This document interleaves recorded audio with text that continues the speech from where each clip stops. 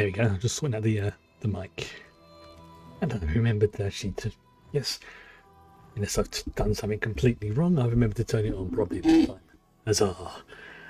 Well, more ESO today, and I've been looking forward to this. I've had a stressful couple of days involving UPS and a missing parcel.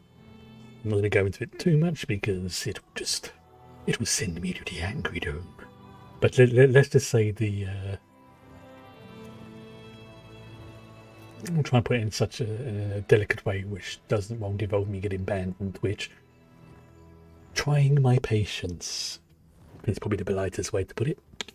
I do apologise, but Gassy, I just had some 7-Up, so I apologise in advance for the burps that I may or may not have. I was also watching some old Farscape music videos that were on my playlist. No particular reason, just sort of had the fancy for it. And I would share them, but I realised that the ones I like the most all have spoilers for what's coming up in Season 3 and Season 4, so I won't be sharing those. But you know what? Enough about me jabbering on. Let's just quickly go into the game. Now, it looks like I need to activate my buffs, so let's activate that, and let's go over chicken. There we go. Now, I remember last time we basically had went back in time to see what was going on with this particular, I suppose you could call it outcasts. This reservoir, the Jodes were being poisoned, so we had to go and deal with those, and that's now being done. Actually, I think I've already done that one. Yep, I've already done that one.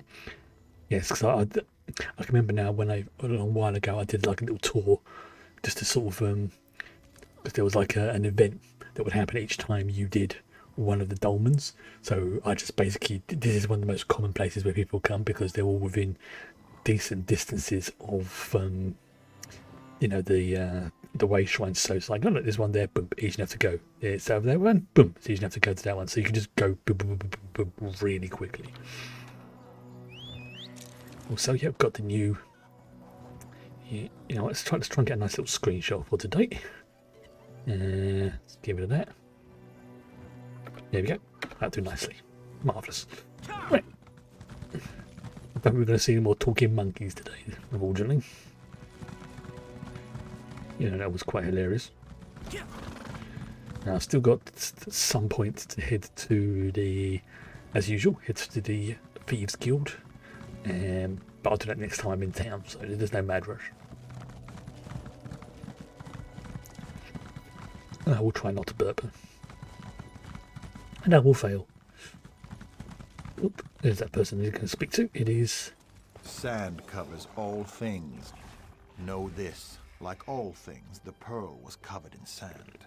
Thus it came to belong to Zet, who works the land. You are looking for a pearl, yes? When the pearl is uncovered, the time of Sep's hunger will be over, and water will run all over the dead skins. The hungry stomach will at last be full. Yep. The spawn of Satakal are weakened by the waters.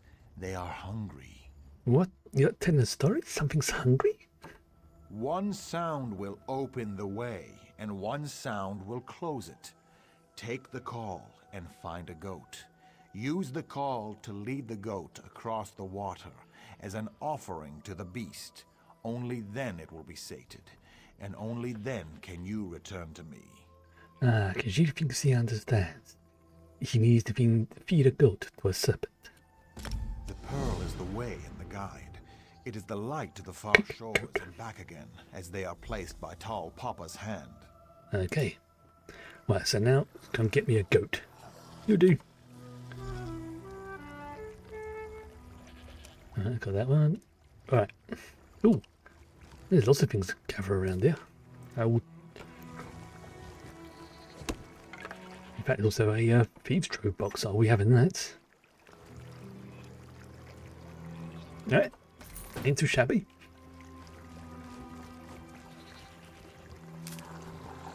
Yeah, I'll gladly take that. Hello, goat. Lots of goats. It makes sense this is an oasis. Oh, this is a good sign. I'll take that. I didn't even get a huge, great thing from it, but you know what? I ain't going to complain. Right, I need to feed a goat to a serpent or something. Right. Oh dear. That's a big... Ooh. That's a big serpent. I'm going to go. I'll leave you alone. Yeah, sorry, goat. Didn't mean to do it. Well, I didn't mean to do that, but I didn't realise it was going to be that big. Chupacabra type thing. No, that's a small goat sucker. What answers the call is the hunger. Has it been sated? Well, the serpent, ate the goat. The story never changes, never shifts, as do the stars and the sands. You've done your part, and I must do mine. Know this, so it begins again. Satak was the first serpent. Ah, so it's like some kind of symbolism. Aye, that makes sense. The pearl is the way and the guide, the light to the far shores and back again, placed by Tall Papa's hand. Okay. Oh, another portal. I mean, today is a. I have been blessed by the Orange Jesus Day. I see. Right, so I'm going into Walker's throne. Interesting.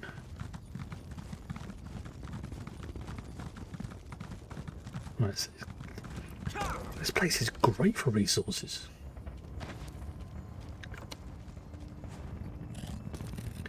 Right, go into the throne. Towards Chagrin Mine. Right. Advance, even. Yeah, I've kind of given up trying to read these ones because they go so fast. Not a complaint, an observation. Yep.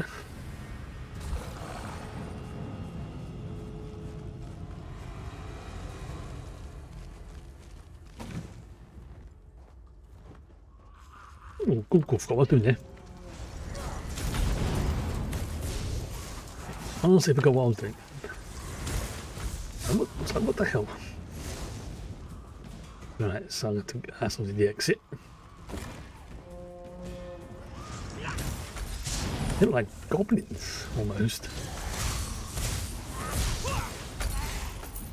Sound like goblins.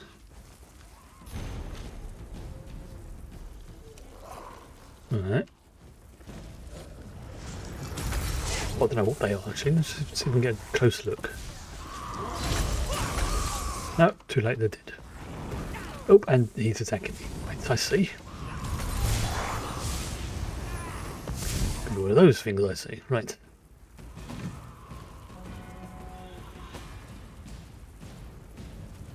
Okay. Let's look, I'll keep following this around by the looks of it. Okay, easy enough to do.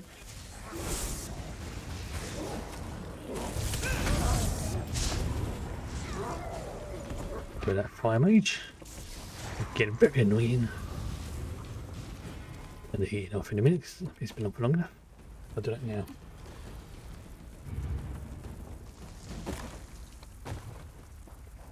Oh, there's an ogre. Marvellous. Absolutely marvellous. There was an ogre. Oh, Castle's a giant key achievement. Okay. That's a dead body. And there's never get one of those.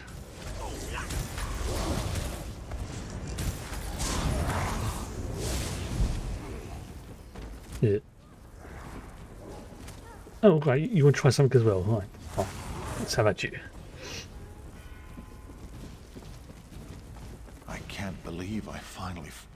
Well, after all the wow, we got with blue eyes to find this place, I certainly did not expect to see someone else down here. Hello. Were you searching for it as well? Or do you even realize that this is the final resting place of Sabasad the Shield? Please forgive Khajiit, but who is Sabasad the Shield? He was one of Divad Hunding's companions. He died fighting goblins.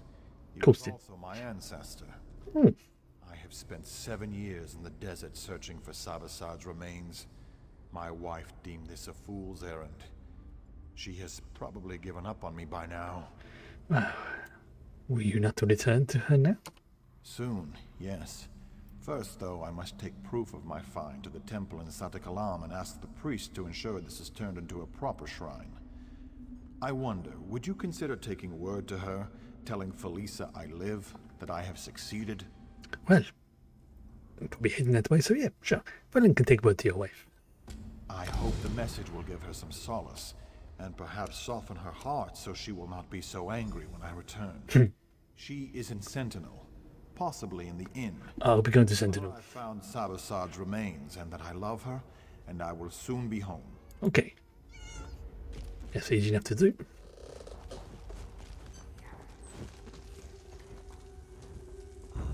Shit. Yeah, well, tried to do the old stabby, but that didn't work.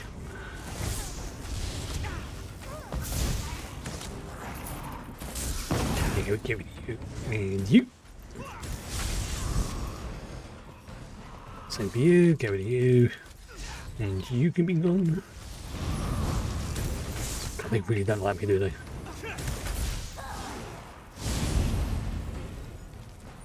Loads of dead bodies.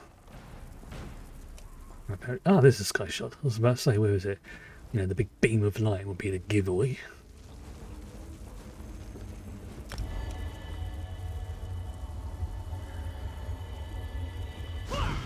Right. So next way I am going this way by the looks of it. See if I can get there without them. Oh, there's another dead ogre. So someone's been for here recently. No treasure chest, I see. But there is a Doozog. Sort of goblin dog thing.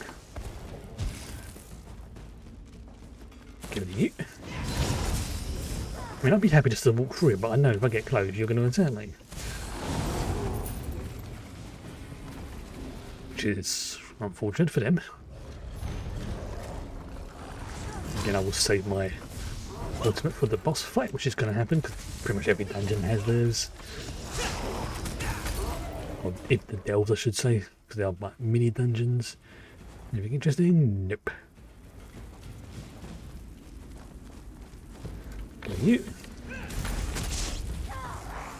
No, come on. That's it. And boom. And before his corpse has even hit the ground, I have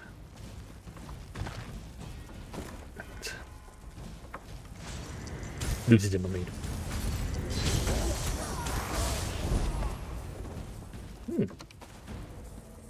Nope, still nothing there. Another ogre, get rid of you.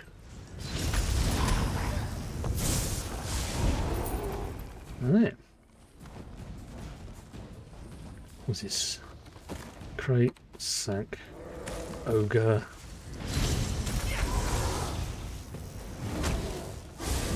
Ah, look, two big beasties to kill by the looks of it.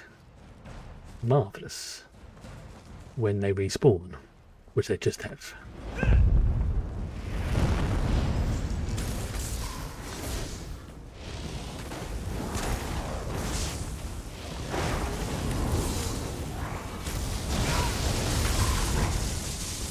And done. Yay! Let's get those ogres over there.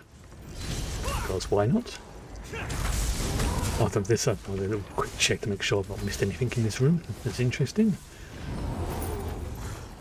Now just some goblin over there.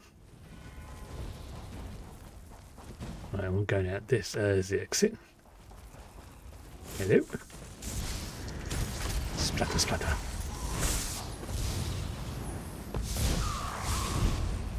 And good.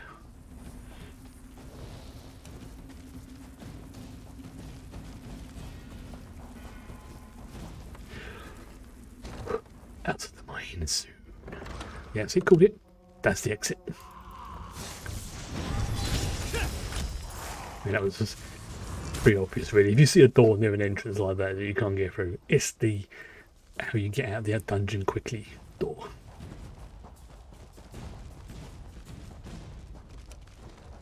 There we go, back to the Al-Kir Desert. as I press the right button. Items with set bonuses can be found by completing certain quests, defeating bosses, and from treasure chests, among other sources. Yeah, some of them you can buy off the merchants, the player merchants, I mean. I need to. Where's my consumable? There we go. I just wonder what that. Oh, he's over there. Alright. Oh, look at that. The 2 moons. Very nice.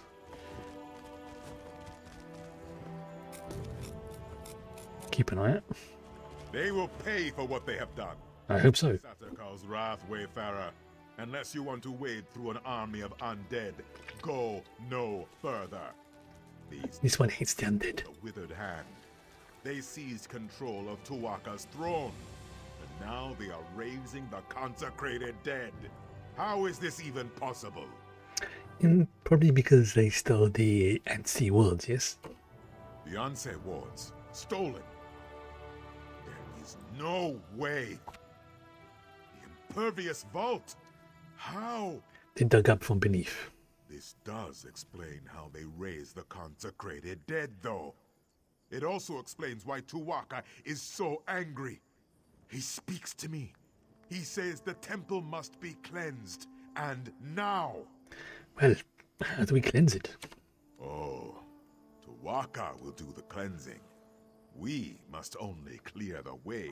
That sounds fun. If you will help me light the sacred braziers, Tuwaka will send his breath to help us destroy the withered hand and return the dead to the sand.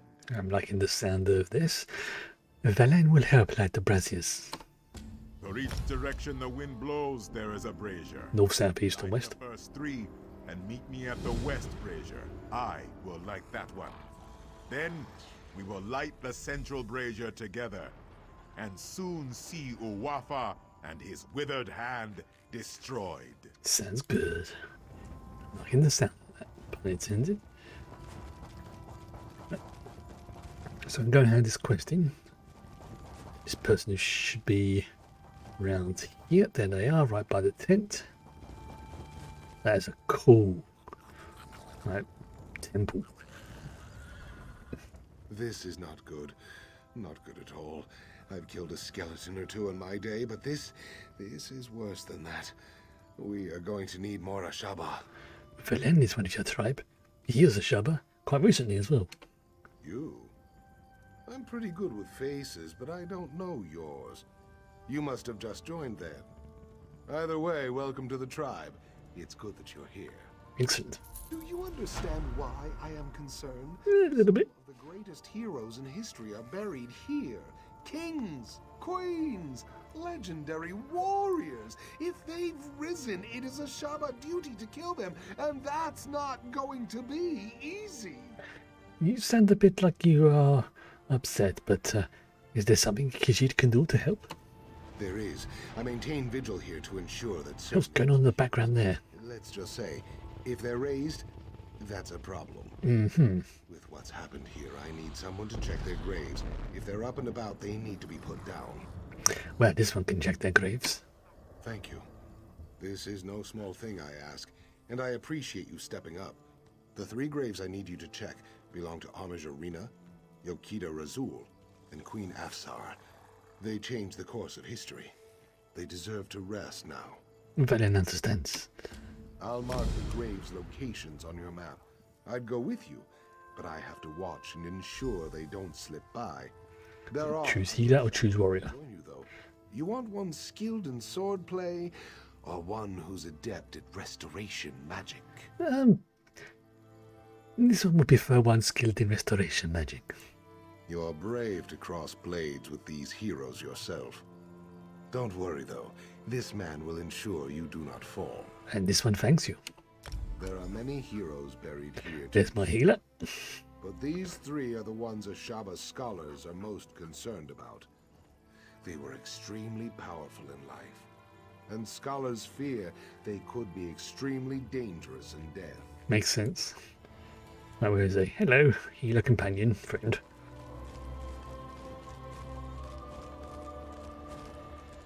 Nice. I got a little squad with me now. I Marvelous. cannot abandon my mission. I'll continue on. Okay. So he's going to meet me there, basically. Makes sense. Good.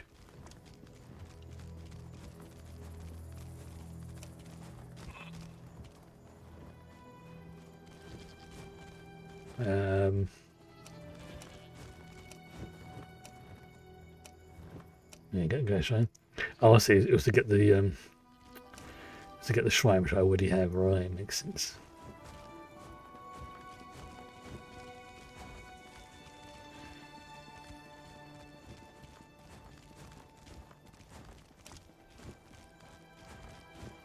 Okay.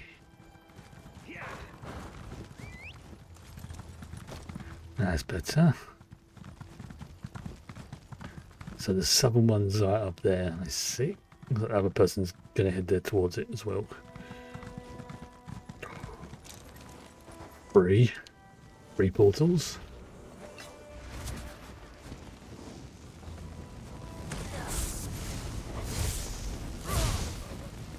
Yep, they're on the same quest.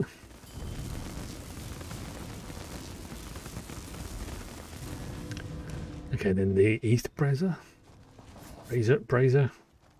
One of those words I always have problems pronouncing correctly.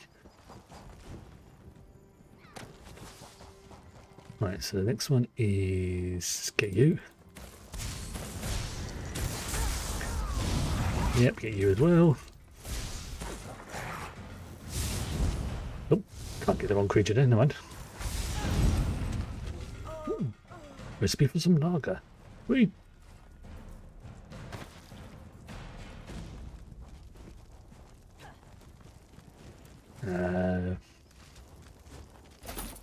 Where's the book? It's a book. Oh, there it is. It's right down the ground. Right. And go and do the grave whilst I'm here. Oh, I see. So basically doing 2 quests at once by the looks of it, maybe even 3. That's it. Makes more sense. Yep. Do one, then the other one whilst I'm there, then the next one, then the next one. Alright, I dig it. I dig what you're trying to tell me. Oh, mummified. And they're dead. Again. That's it. Right, so the next one is the Eastern Tower.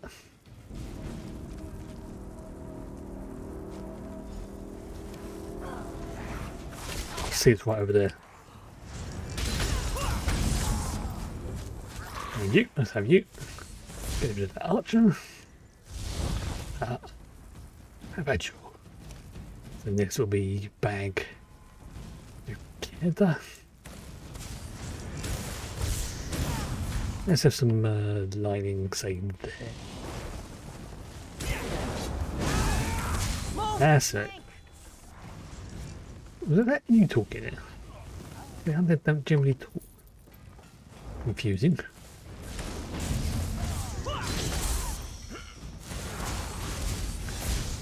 Withered hand fighter. Oh, that's why you're one of the living ones, right? You're one of the necromancers. Not be having that, thank you.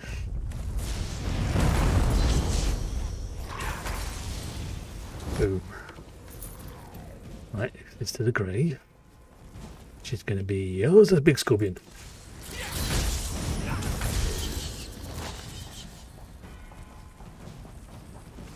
That was a very big scorpion. Hello. Oops, I'm stuck. Boop.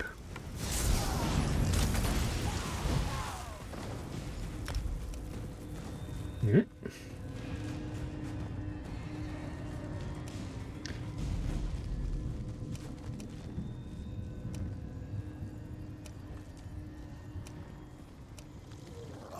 Alright, so we have to go to that one, okay.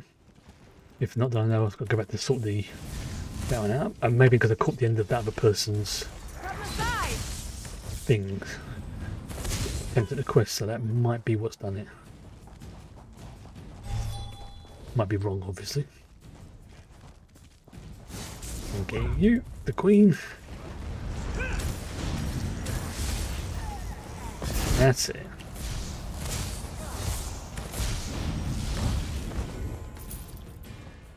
That was... I'm gonna say easy, but it kind of was.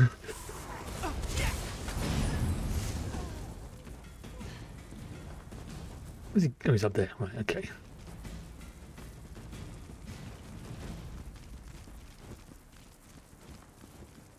God. Shouldn't there be steps or ramps or something? Groundkeeper. You have done well, Wayfarer. Oh, you little shit. That was really bloody rude. Let's try that again. Very soon, it is like Tu'whacca is taking in the air and preparing to send his breath. The withered hand here will soon crumble, and the particles will drift away like sand in the wind. Good. Tu'whacca says you will have the pleasure of killing this Uwafa. With his help, of course. But of course. First, you must light the final brazier over there. Then, Tu'whacca's breath will come. I like it. Alright. Wait, did it? Mm. Of course. There we go. Right, so now I'm going to light the one in the middle. Which is where the big ass fight's going to take place, you know it. Makes sense, middle of the freaking know and everything. Oh, it's just going to be over in a matter of seconds. I'm leaning towards 2, actually.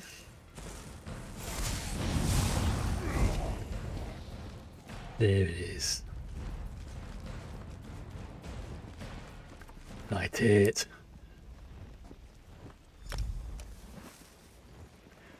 Oops. Itchy ears.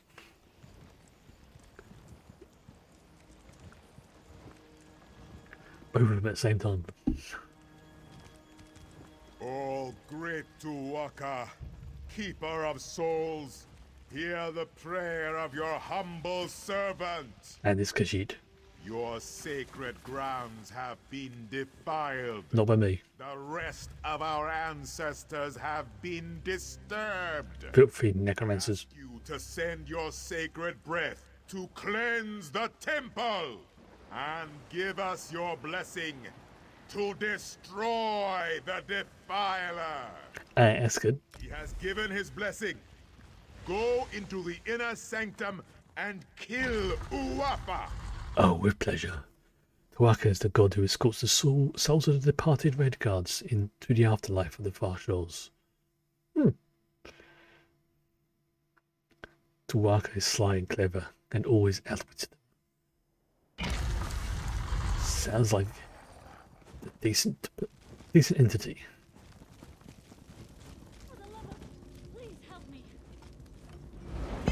There we go.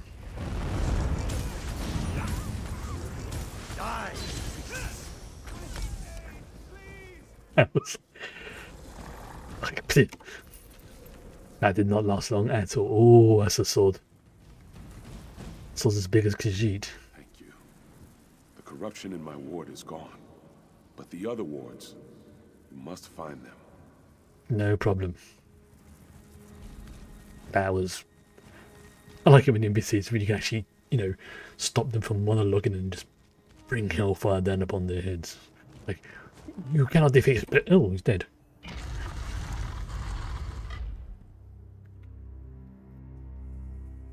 Trait, yeah, the usual stuff.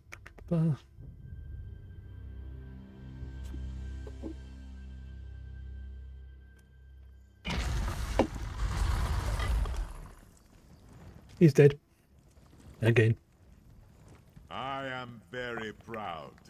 Tu'whacca says that you smote this Uwafa mightily. I did. You recovered the ward of Anse Radan as well.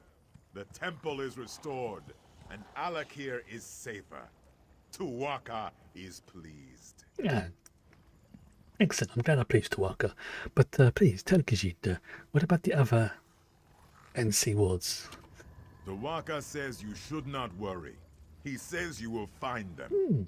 I can watch over the ward of Anse Radan for now. Very nice. Tuwaka has much faith in you, my friend. He wants me to give you this. You should be honored. That's a nice helmet. Shame it's not. It's not a. Maybe it's not a heavy helmet, because that would be a really good thing to replace what I've currently got. I do not know where the other Anse wards have been taken, but Tuwaka tells me that you must go east, my friend. He says that is the next step on your journey. Well, then we'll go east, but can you tell you anything more specific? Like what exactly I'm looking for, or what I need to do? No, Tuwaka is quiet now. He is not worried about you. He is more worried about me getting the temple cleaned up. Fair enough. I have a suggestion, though. I think you should start your search in the city of Bergama. Why Bergana? There is a great scholar in Bergama. Her name Bergama, is so- Zore. She knows much about the Anse wards.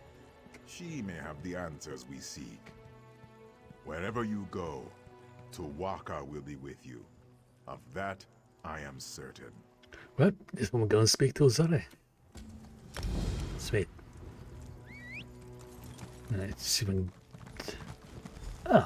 see, the consecrated are now like good friends. They're like, yes, you cleanse the temple. You are.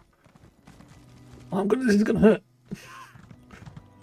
Oh, that could have gone very bad. There's no need for me to ask whether the heroes had been raised when you found them. I only need to know, are they now at rest? Well, Penny's thinking that I suppose yes, they are dead.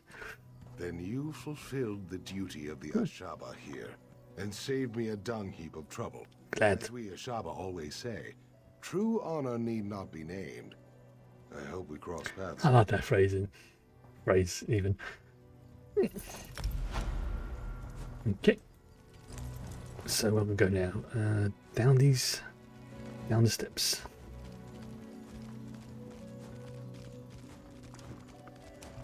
Go to the Ray Shrine. I'm not entirely sure why I needed that. I suppose I had to pick one of them.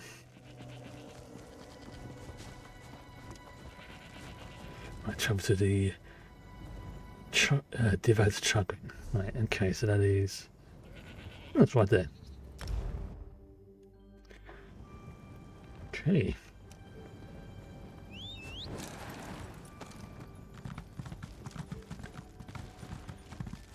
Just in case, you never know.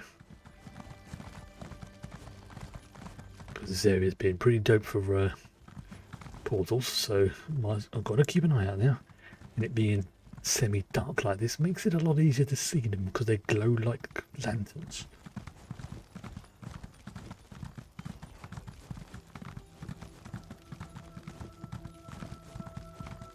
I could go faster, but I'm just enjoying the ride.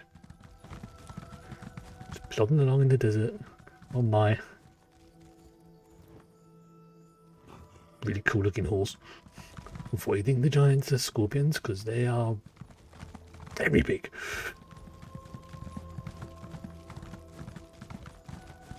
Poor Princess Lakana. Thank you for trying to save her. I don't think I've missed something here. You may be safer in the desert than in Bergamo. Oh, bloody hell. You weren't there a second ago. Going the wrong way, Wayfarer. Just so you know. Forgive this one, but what do you mean by that? Anyone with the sense the gods gave to a dog is leaving Bergama, or making preparations to do so. Many people have gone missing in recent days, and the city officials can't seem to do their jobs. Whoever is behind this has them running in circles. Well, why are the officials so ineffective? Politics. Always the problem. Oi. The magistrate is a forebear, and the crowns say she's incompetent. Neither side trusts the other. It creates quite a mess. You want to help? Speak to the magistrate in the Hall of Judgment. I'm leaving. Well, then we'll speak to the magistrate then.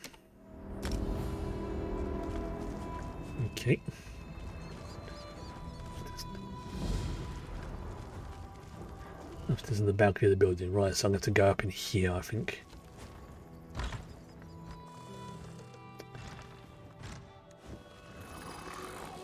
NPCs must really like it when there's like random people come to their house. It's like, yeah, I'm just going to come on your balcony here. Don't mind me. There we go. Let's just drop that there. Now let's just see. Is there a? There is not. Okay. Well, no, there's not even a stable master here. This is unfortunate.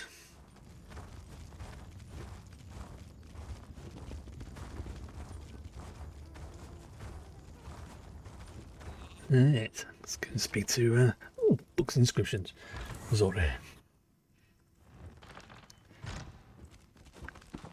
I'm going to still just have a look, see if there's anything up here.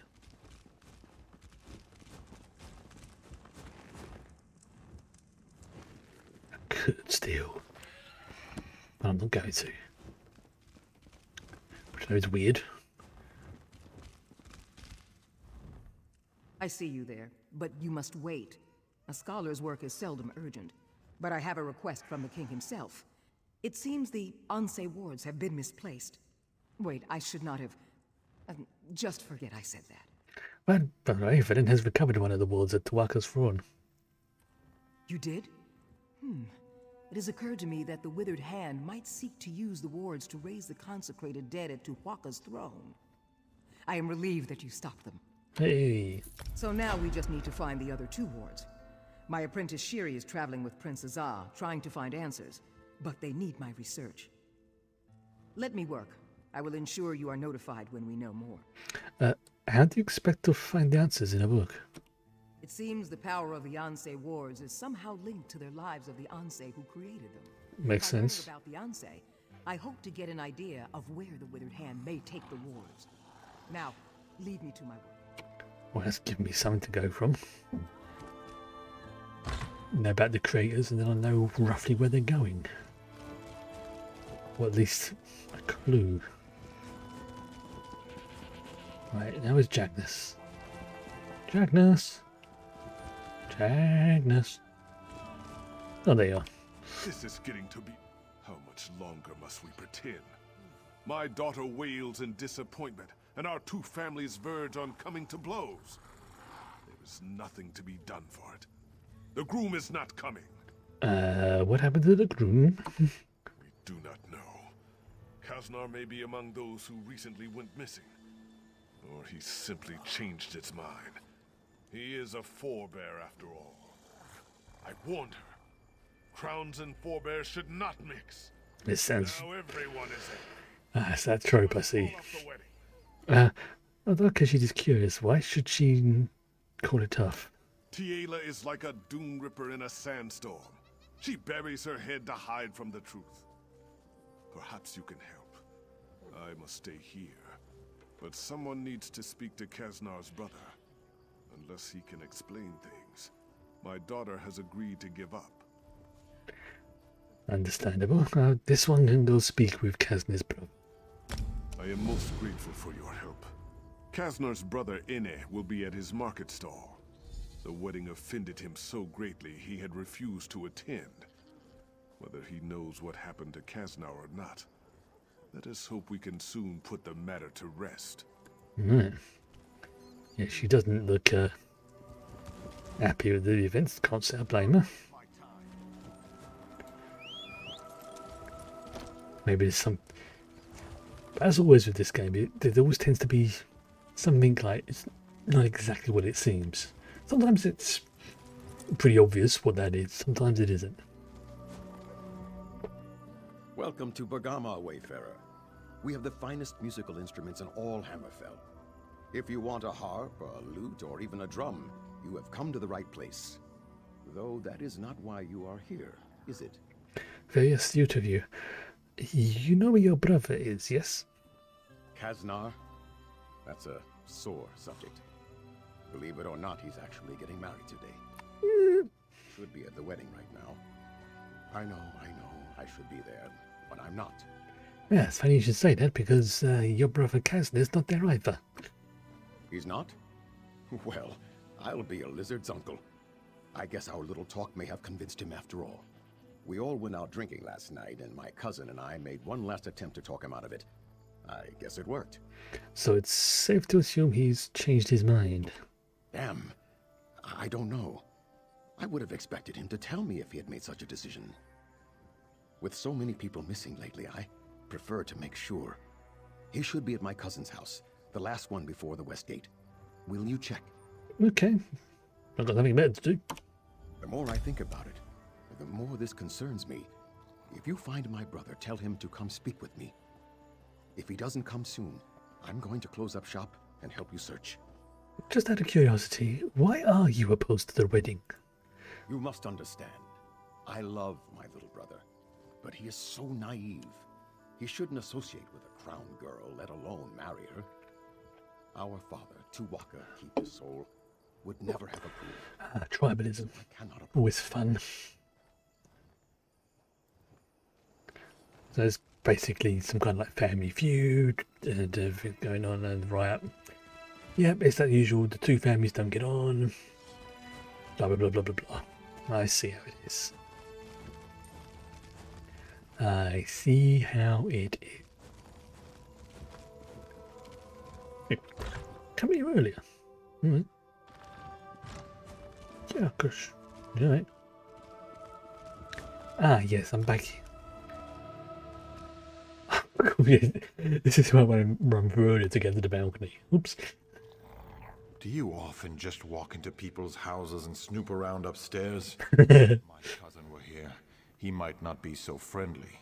Me, I don't care. I don't really care about anything at this point. This one came looking for you. Why are you not at the wedding? I don't know. Maybe because there are armed thugs out there with orders to break my kneecaps if I try to leave? If I thought I could get past them, I'd make a run for it, but they'd catch me. It would be pointless. Please, answer Velen. Why would they break your kneecaps?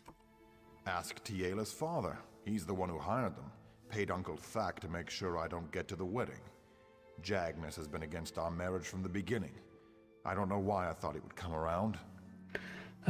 Jagnus is the one who sent this one. Of course. He wants Tiela to think I stood her up. She'll hate me for the rest of her life and think he was right all along. Bastard. If my father were alive, he'd beat the oblivion out of Jagnus. Of course. That would only make things worse. Well, maybe this one should talk to him. Don't bother. If he went to this much trouble, he won't change his mind. If you really want to help, there's only one way. You'll have to talk to Uncle Thack. Who is Uncle Thack? Uncle Thack and his gang run the streets here in Bergama. They're not above the law, but they can be dangerous. If you can convince Uncle Thack to let me out, I'll go to the wedding. Jagnus won't be able to say a thing. Okay, well, then we'll go and talk to Uncle Thack then. You know what's good? It's just can I go that way? Nah, can I say let's do it properly. No, get a random bottle on the shelf that don't know what it is. Could be mead, could be wine, could be something else. Saw enough stuff with random potions before these sort of effects they can have. It's like, yeah, it's not exactly something I want to do.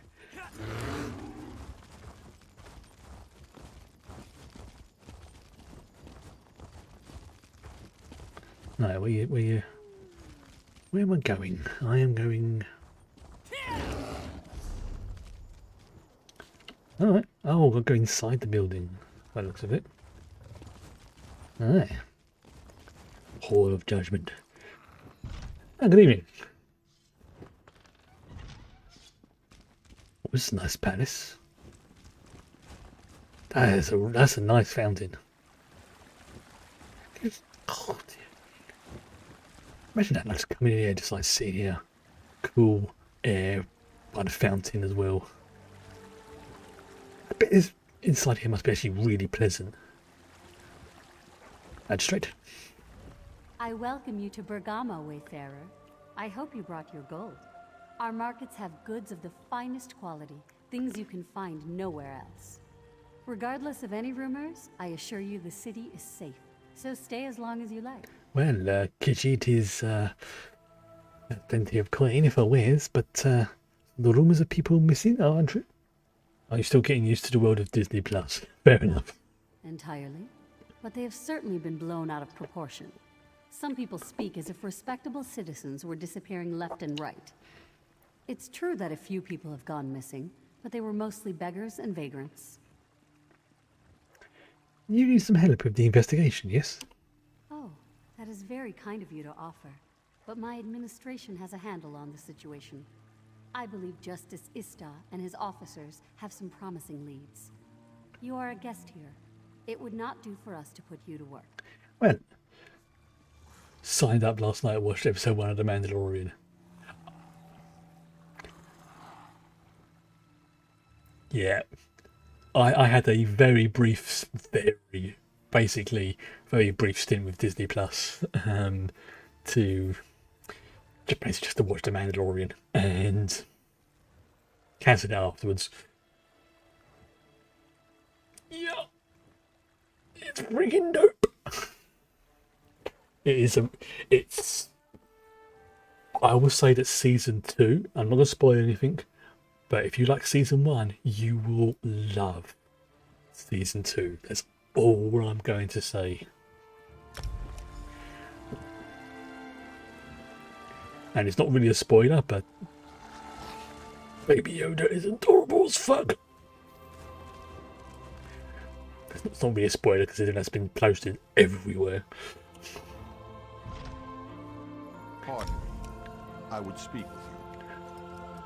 Something that somebody did describe to me about The Mandalorian, and I completely agree with them, is if you think of it as you did a full year, which is about the same price as quarter of a year cinema. That's fair enough.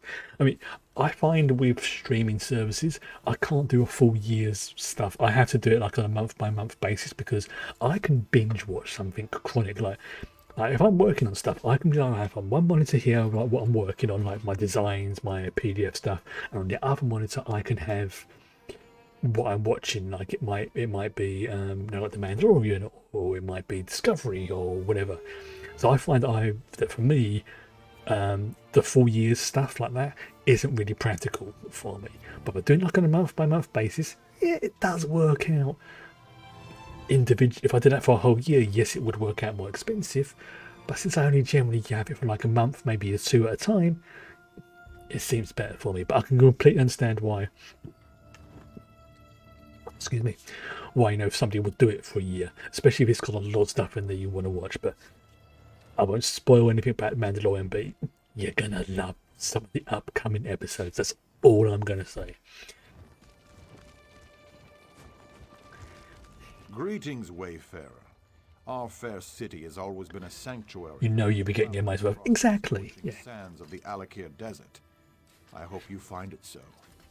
I am Justice Ista, the head of security here. I am pleased to meet you.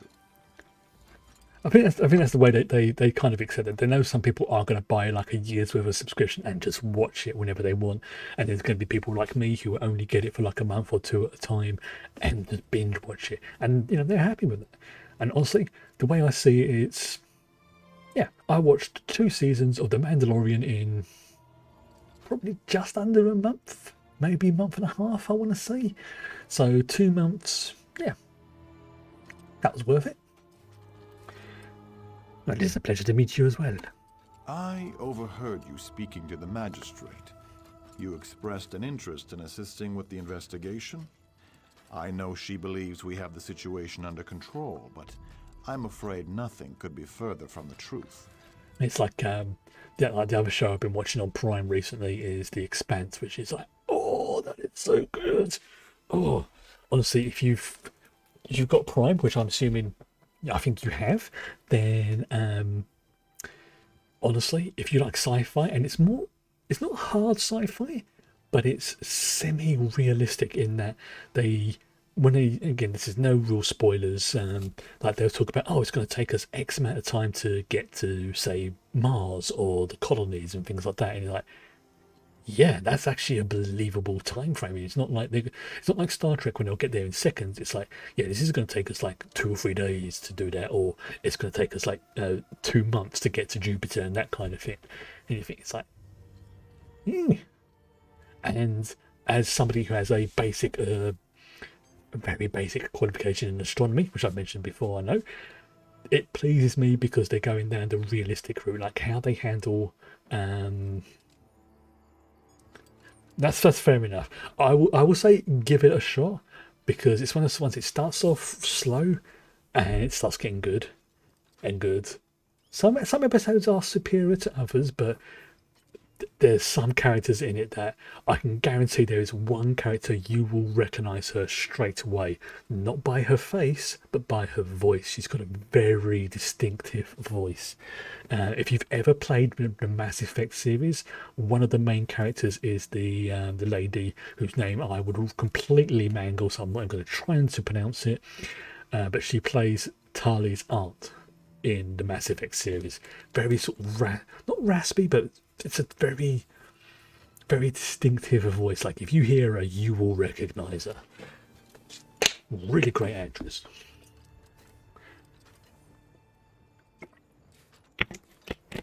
But yeah, whenever you're ready, give it a crack. I won't spoil anything for you, but it's that was another show I binged watched season 1 to 4, and then it was like next season, also the current season 5 will be out in, what was it, like a month later. So it's like, I have done that so well timed. Like I did the same thing with Umbrella Academy as well. I binge watched season 1. It's like, I wonder when season 2's out. Season 2 will be next week. Yes. Because I have withheld many of the facts. Magistrate Sulma is a forebear. Okay. In this withered hand business has the crowns here calling for King Faharaja to step down. She has enough worries with that. Security is my duty. There's 2 disadvantages though that I can think of as to doing the binge watch method like I do. The first one is sometimes the episodes kind of blur into one another. So I can remember when something's happened and I'll be like, oh yeah, that happened in episode 3. And I'll be like, no, Chris, that happened in episode 5. And but because I just happened to watch those episodes pretty much back to back, they blur into one another. Or just don't do what I did one time when things like a couple of months ago, my kidneys were really playing up and I had to take some seriously strong painkillers. So I thought to myself, you know what, I'm going to lie up in bed and I'm going to finish watching The Expanse. And I kind of did, but the problem is I fell asleep halfway through the episode because of the painkillers, and because it was playing as audio on my headphones, it was affecting what my dreams was like, and it got really weird. I ain't saying any more because there was some really weird stuff that happened, but yeah, don't do that. I do. My bailiffs and I are crowns.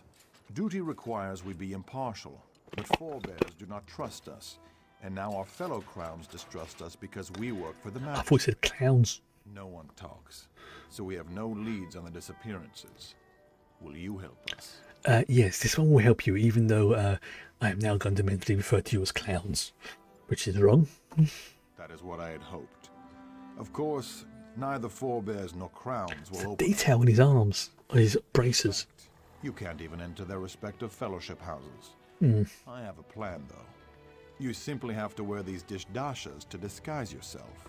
Please, do you want him to spy on the crowns and forebears? Yes. People get quiet when my bailiffs and I are around. That's understandable. Explore the city and listen. In particular, wear the disguises and visit Ragada's Respite and Ator's Oasis. Follow up on any leads and report back when you have something solid. I mean, I don't mind doing it, but I'm a pretty distinctive Khajiit with 2 demon creatures following me, so I think they may notice and recognise me. But you know what? I'll give it a go. I regret that political disagreements between crowns and forebears should impede a criminal investigation, but recent events have increased tensions dramatically. I am confident that your assistance in the investigation will prove to be valuable. Nope. Right, so I've got to find this flower. Okay, then wrong flower. Oh, here we go. Oh, look. An interesting flower. Regardless of what he's told you, Magistrate, Ista and his bailiffs have made no progress. Really focusing on the flower. Honestly, I'm more worried about the withered hand than these disappearances, Councilman. We just have to give. I'm just not even touching the keyboard right now. No, Bailiff Fakimal, the one who lives at the northwest edge of town. I heard he was ignoring evidence in the case. We can't believe everything we hear. You have my word, though, if necessary. I will deal with Ista. I mean, I was just talking to her a minute ago, so...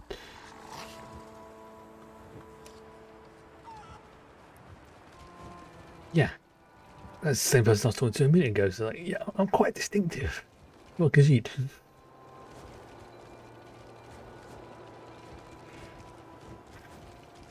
Although I've had a stressful day today trying to deal with a UPS parcel. Ugh. We attempted to deliver, but you weren't in. Really? A, I work from home, and B, there's a tier 4 freaking knockdown at the moment. So they decided they were going to put it to an access point halfway across town. Yeah, that's a good idea, isn't it? So I phoned them up, find out what's going on, and then get told that, yeah, it'll be, oh, no.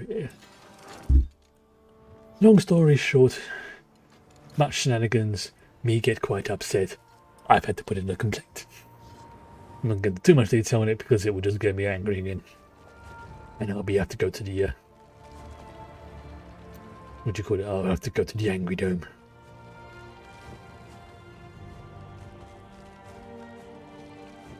Can't go in. Oh, no, I have to wear the,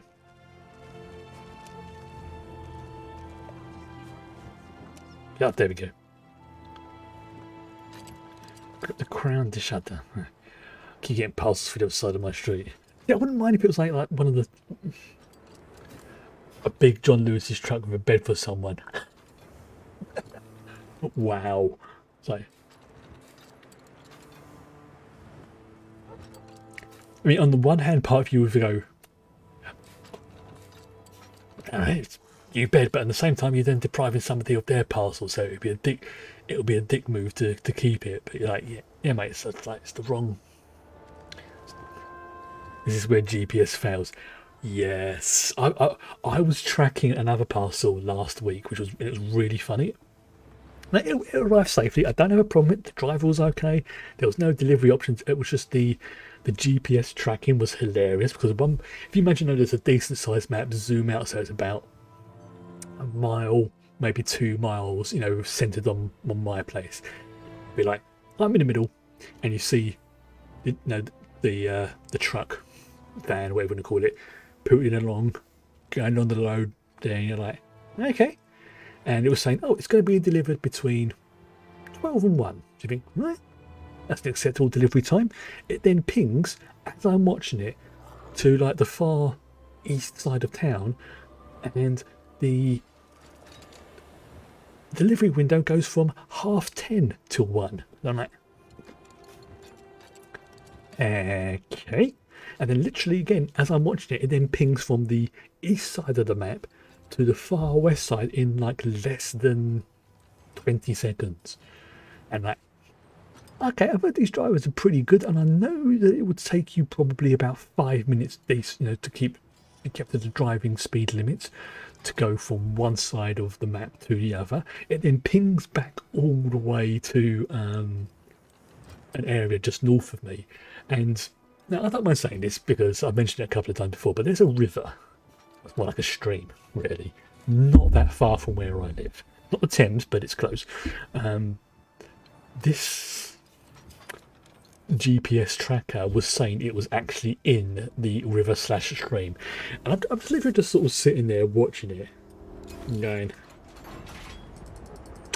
okay, now I think either this driver needs to be promoted because A, they've discovered how to travel faster than light, and B, they've gained the ability to drive their car on water safely.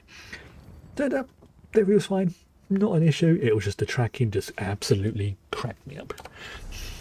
Right, so what am I looking for? It's the where's it gone? Ooh, I haven't got that one.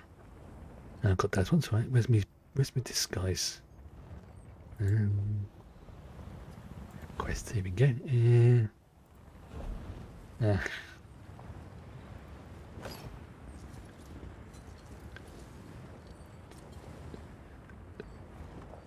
See, very distinctive for Khajiit. Greetings, brother. You did not see me change in front of you just there. Ignore that. Welcome to the Bergama Crown Fellowship Hall. I do not recognize you, but I see you wear the formal dasha. I trust you are a crown from outside the city? Yes, of course I am. Those who honor the ancient Yokudan traditions are always welcome here. Come inside and enjoy our hospitality. Yes, this one will. Thank you, brother. Keen.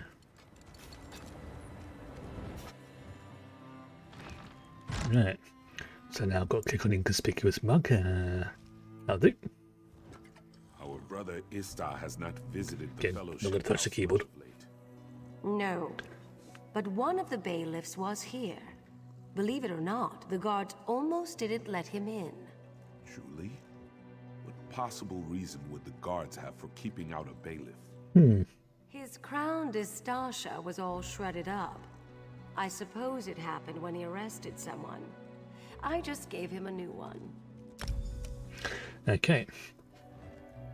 Now, I think if I change into the other one in here, that will probably get me a vicious beating.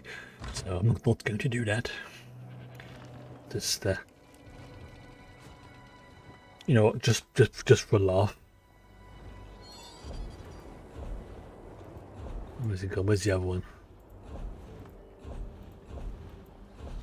Where's the other one?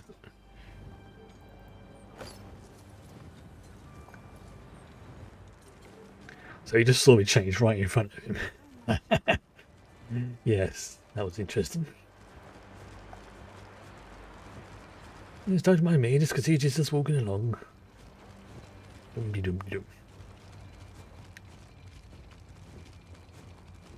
Yeah, it's not the first time I've seen some interesting things happen with like the GPS, where they seem to have gained FTL abilities or the ability to drive through an area that I know has just buildings and things like that. It's quite amusing. Let them go in. Welcome to the Fellowship Hall. You're not from Bergama, though. Are you from Sentinel? No matter, as long as you're a forebear. Yes, this one is a forebear. Then you may come and go as you see fit. Would you like me to get the door? It is fine, if I'll get it for himself, but thank you.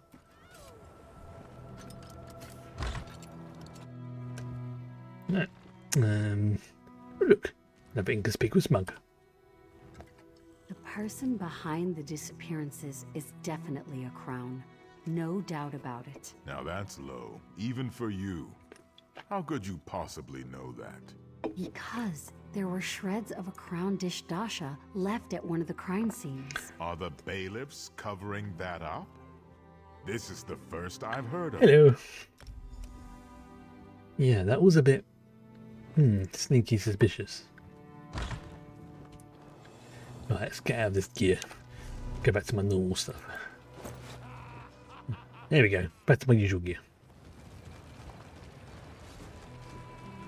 Now, where am I heading to now? Back into the bailiff's house. Find where it is on the map, of course. Where is it? It's over here.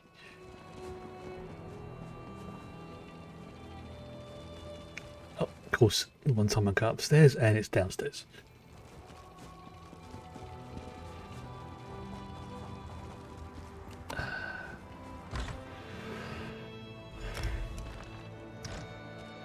Yes, I'm quite looking forward to tomorrow as well with the watch party. It's I mentioned at the beginning of the stream, but there was a Farscape music video I watched. I would love to share it. The problem is, it has some fairly big spoilers coming up for season 3 and for season 4. So it's like, oh wait, no, I can't share this one. Type moment.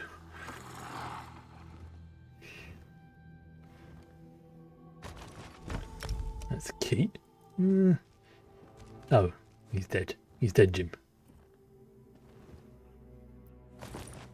A mysterious weapon, right. I'm still trying to work out what's going on between these two houses. Why are they so, I don't know, hating each other? Why are they hating each other so much? I mean, it's probably just like some one of those family feud things that's been going on since day one, but no, probably even they don't know why. It's like, we hate them because they've always hated them, and that type of logic.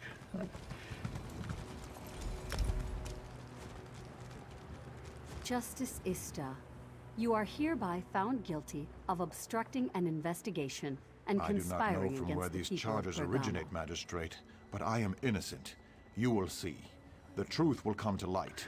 You will remain here until a thorough investigation has been completed. I am sorry, Ista.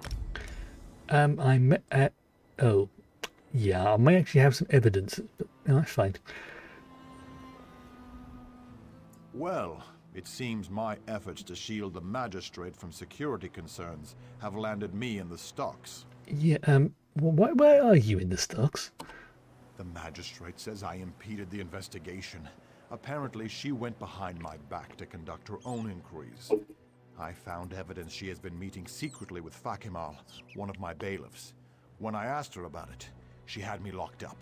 Well, funny story, but Fakimal was behind the disappearances. What? How can this be true? Fakimal has been known to bend the law, but he always followed orders. I can't imagine him going on a killing spree. Where is he? I would speak with him straight away. Yeah, you might need a necromancer for that. But because he's dead. He was taking orders from someone. Dead? The poor boy. I don't understand. You're saying he was killing people under orders? Probably something to do with the withered hand. Authority to issue orders to Fakimal or myself and the Magistrate. You think she's involved in this? Maybe. But because you did find this mysterious key at Fakimal's. That looks like Sulma's key. And this would explain why she put me in the stocks. May I request one last favor then? The Magistrate's home is southwest of the Hall of Judgment. Would you investigate the place? Well, Vanen can only say yes, and if there are any goods that happen to fall into his pocket, we won't mention it.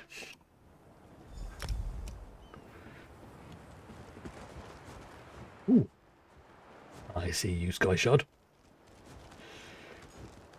And the question is, how do I get up there? Is this one of those ones where there's like ridiculous number of places to get there? Do I go out?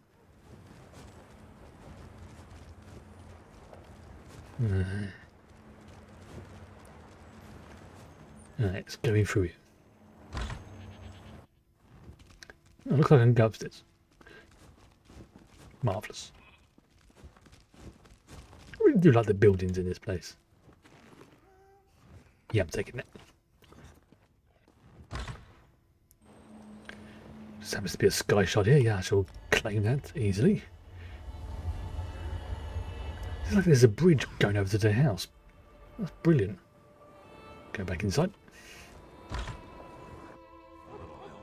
Right, let's see if there's anything else I can... Oh, Lotus. Yep, I'll have that. Gorana. Good. That'll be good. A smoothie or something. Nope, nothing there. I'm going to drink. I'm not going to drink some random drinks. Well, I will do though. I'm going to investigate these bookshelves because you never know.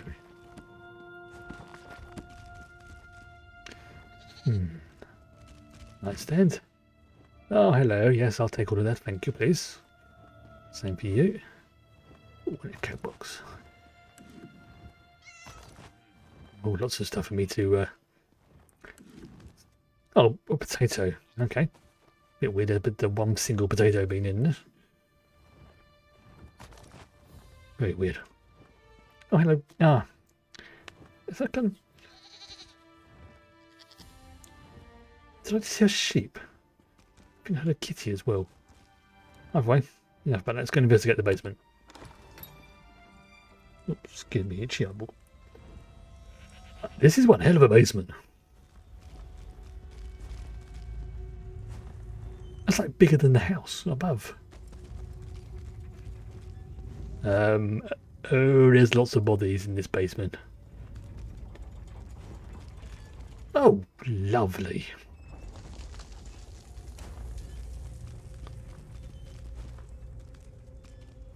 It's like some temple prison under here. This is... I don't like the look of this. Okay. Magistrate Surma. Of course, basically there's... Come on, you dogs. We need to get this load of bodies out of here. Hello. Have some lightning.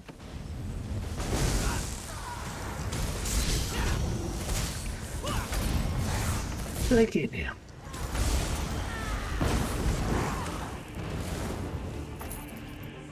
Listen, where did they come from? Is there some secret passage in there or something that they have access to? Must be. I'm getting more bodies. You know what? Let's go back upstairs. The soundtrack really kicked in. Yeah. What were you doing down there? You saw, didn't you? I'm hovering over her and there happens to be a rat in the background. So it looks like I'm targeting her and it's saying rat. Appropriate. That's right. So now you know my dark secret. It must be horrifying. I haven't been able to bring myself to go down there since this began. I just gave Fakimal a key. Do you understand, though? Do you realize why this is necessary? Something I've learned a long time ago is that with games, soundtracks and the music really are important to how you feel in a game. Like, the classic example I've been using recently is one of my favourites, Horizon Zero Dawn. The intro music alone is just... the entire soundtrack is perfect, and there's just so many scenes in it that change how they feel just because the way the music sounds like. You know, it gets sort of like epic, some of it gets sad, some of it gets, sort of melancholic almost. I know people focus a lot on the graphics, but seriously, soundtracks improves a game from an 8 to a 9 a lot of the time. I forgot what I was going to say. Well, was killing all those people necessary? Yes, there is no other way. Do you understand the power of the Withered Hand? King Faharajad, the Ashaba, they cannot stop them. Eventually the Hand would have come here and killed everyone. This deal is our only hope. So, paying them in corpses to leave Bergana alone? It was the only deal Alasan would accept. It seems terrible, but we're only killing vagrants, criminals. To save the city, that's a sacrifice I'm willing to make. Let me finish this. It's only a few more corpses. Will you keep my secret? Let's see, because even without the guide prompting me to go to turn you in, I would be like, let's see, you're giving corpses to necromancers. This one doesn't like necromancers. He's only just tolerates certain vampires. No, because she's just turning you in. If that's your choice, I will turn myself in. There's no point in trying to deny my crimes. Alright, I'll give her that though. Mark my words though, Wayfarer. You've doomed Bergama. The Withered Hand will kill us all. I hope I'm wrong, but in my heart, I know I'm not. You know they would probably do that anyway by raising up an undead army because of all the corpses you've been giving them.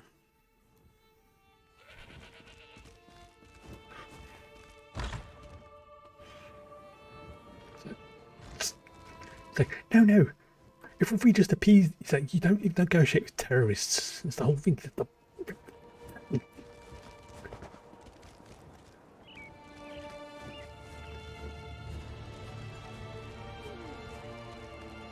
Ooh, she's angered me now. Istar? Sharing the evidence you discovered at Fakimal's house, I was able to convince the other bailiffs to release me from the stocks. Tell me, though, what did you learn at the magistrate's house? All they wanted were the tools to destroy us. Yep. Not sure where that's from, but I like that. Sounds like a quote I should know from somewhere. Yeah, kids, you might want to sit down for this one, old chap, but the basement, it was full of the corpses. That must have been quite a grisly scene. The other bailiffs are already on their way over there. I mean, that's a quote the embassy would have said. The magistrate as well. Yeah, that's fair. It has... Why, though? Why did the magistrate and Fakimal kill all these people? Yeah, that's... It just has that sort of vibe, as, you know, the sort of quote somebody would say about, you know, why you don't give your enemies, you know, the things to destroy you and things like that. Well, guess what? She stuck a deal with the withered hand. Surprised Pikachu face. All right. I have witnessed many dark crimes in my time as justice, but they pale in comparison to this. To think our own magistrate would make a deal with the withered... Feel free to quote me. What could she possibly hope to gain from Yes, quoted by Spirit. Yes, all they wanted were the tools to destroy us. Spirit 96, 2021. Well, she hoped they would spare Bergama. A noble notion, I suppose, but nothing can justify the murder of... Well, the road to oblivion is paved with good intentions. You've done quite a service for our fair city. I'm not one for emotional displays of my bow. appreciation, but you have my gratitude. Thank you very much. Merik. Hello, Merik. You! There you are. The scholar Zore said I might find you here. You must make great haste. Prince Azar is in need of your assistance. That's extra fitting in the Elder Scrolls. Yep, exactly. That's why I said it rather than the helping. But apparently, starting, I think it's might be the end of this month, is because the way Elder Scrolls Online does it is they have like a year with like a sort of a theme or a setting or a story and things like that. And this year's theme / story has been confirmed. It's going to be featuring in some way Oblivion.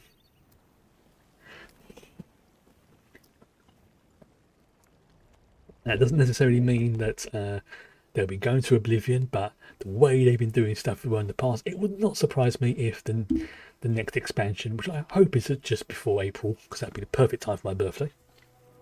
Excuse me, get your toes. No reason why I want to, you know, crack on with the storyline, because I'm so far behind.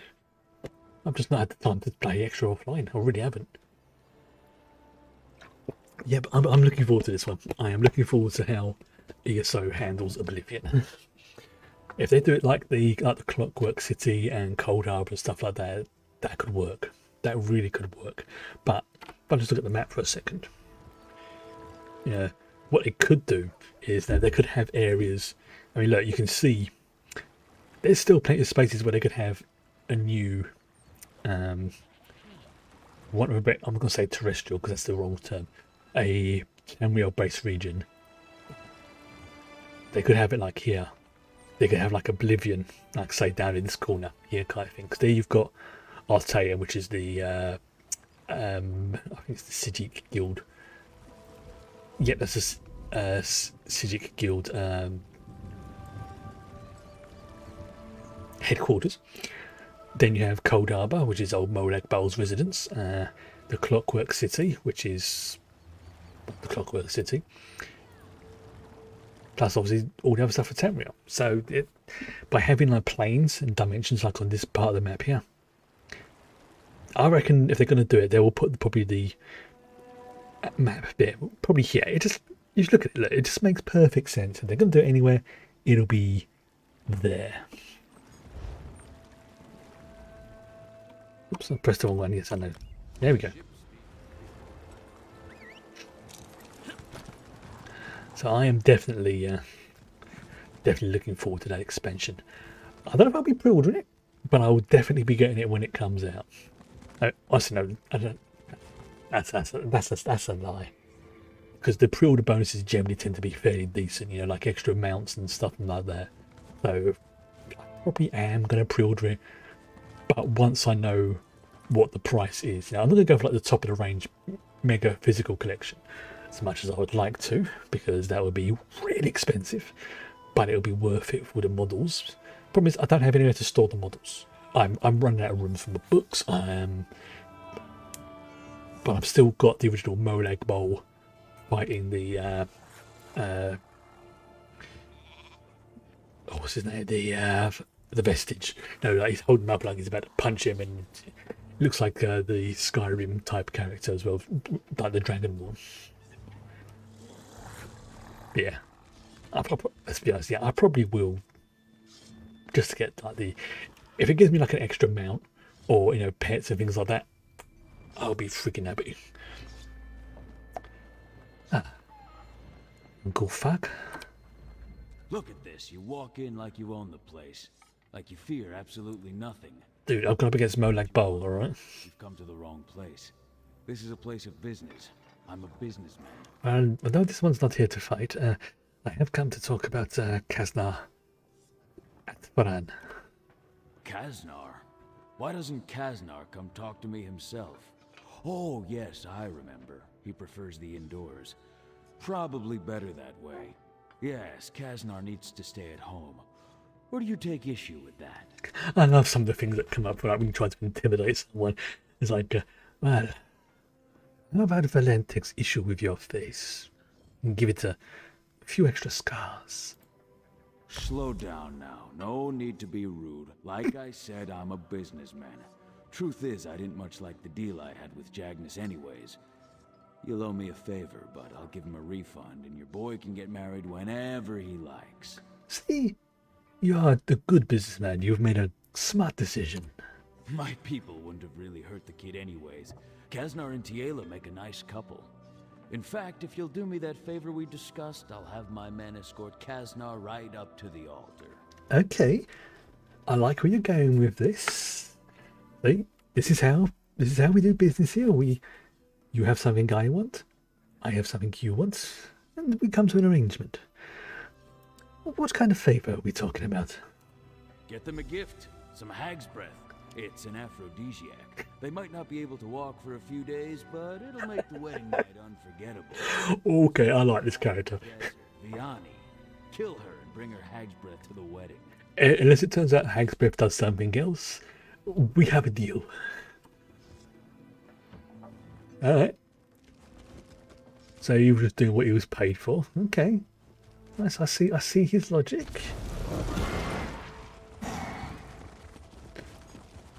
Yes. The person that uncovered the plot against the king.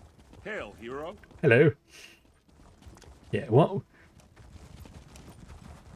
Let's not lie about anything. When they announced the Oblivion expansion pre-orders, I'm gonna pre-order it. Mainly because it will give me extra benefits in the game, so. There you go, have a lightning bolt.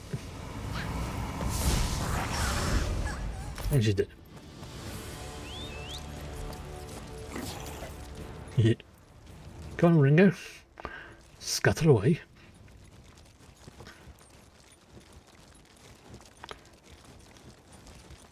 As much as I would like to play, you know, things like World of Warcraft and stuff like that again, I figured out what put me off of it. It wasn't the dungeons or anything like that. It was the grind, basically. I realised that it was the grind to get anything majorly done. It's, you know, going to do the same quests again, trying to do everything else again, trying to do all the other stuff. And even with this, you know, yeah, there's going to come to a point where I'm like, yeah, I'm done. But there's just been so much to it. Even if the quests are the same, you know, go to X place and kill Y creatures. I've never felt like I've been having to grind stuff. I mean, with the minor exception of crafting materials, but in terms of quests and progression throughout this game, I've never felt that grind issue.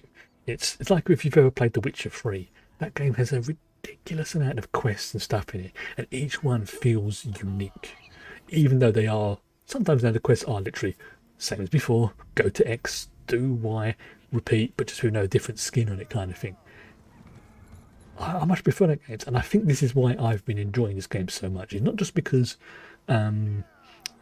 it's Elder Scrolls games, and they are, if you ignore the bugs, they are generally decent games. And this is the nearest I'm going to get to having all the areas in one.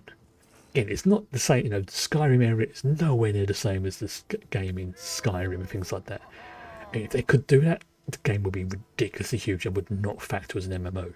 But one day, I would like to see a proper, maybe like Elder Scrolls 10 or something stupid like that. A proper game where all the regions are featured, where you could literally go, in the equivalent of, like the Skyrim region, say you could go from, like, say, Glenumbra all the way to here by just running across the map if you wanted to. Like, it would take you a ridiculous amount of time, yes, but the fact is that option is there. Where we've got a bit of a way to go for that. Good, he's made it to the altar. I'm so glad you made it in time. That's a really nice dress. About to begin the ceremony. Kasnor told me everything, and knowing what you have done, you are the guest of honor. By the way, your uncle, Groram, asked this one to give you this hag's breath as a wedding's gift. Oh goodness, hag's breath. What a special gift. Oh, she knows what it means. Thank you. She knows. Please, you must stay for the ceremony. It would mean so much to Kasnor and to me. This marriage would not have been possible without you. But that must be stay behind for later, okay? And you know what? Yeah, you're an adult. You know what hag's breath's about, okay? So I'm just gonna. People of Bergama, wedding. We're gathered here today to witness the bond of marriage between Kasnor and Tiel. Their union marks a great day for the citizens of Bergama, crowns and forebears alike. Their love is a testament to the kinship that all crowns and forebears share with each other. Ooh. Oh, that was it. Okay. I was hoping it'd be a bit more. Do like a good wedding.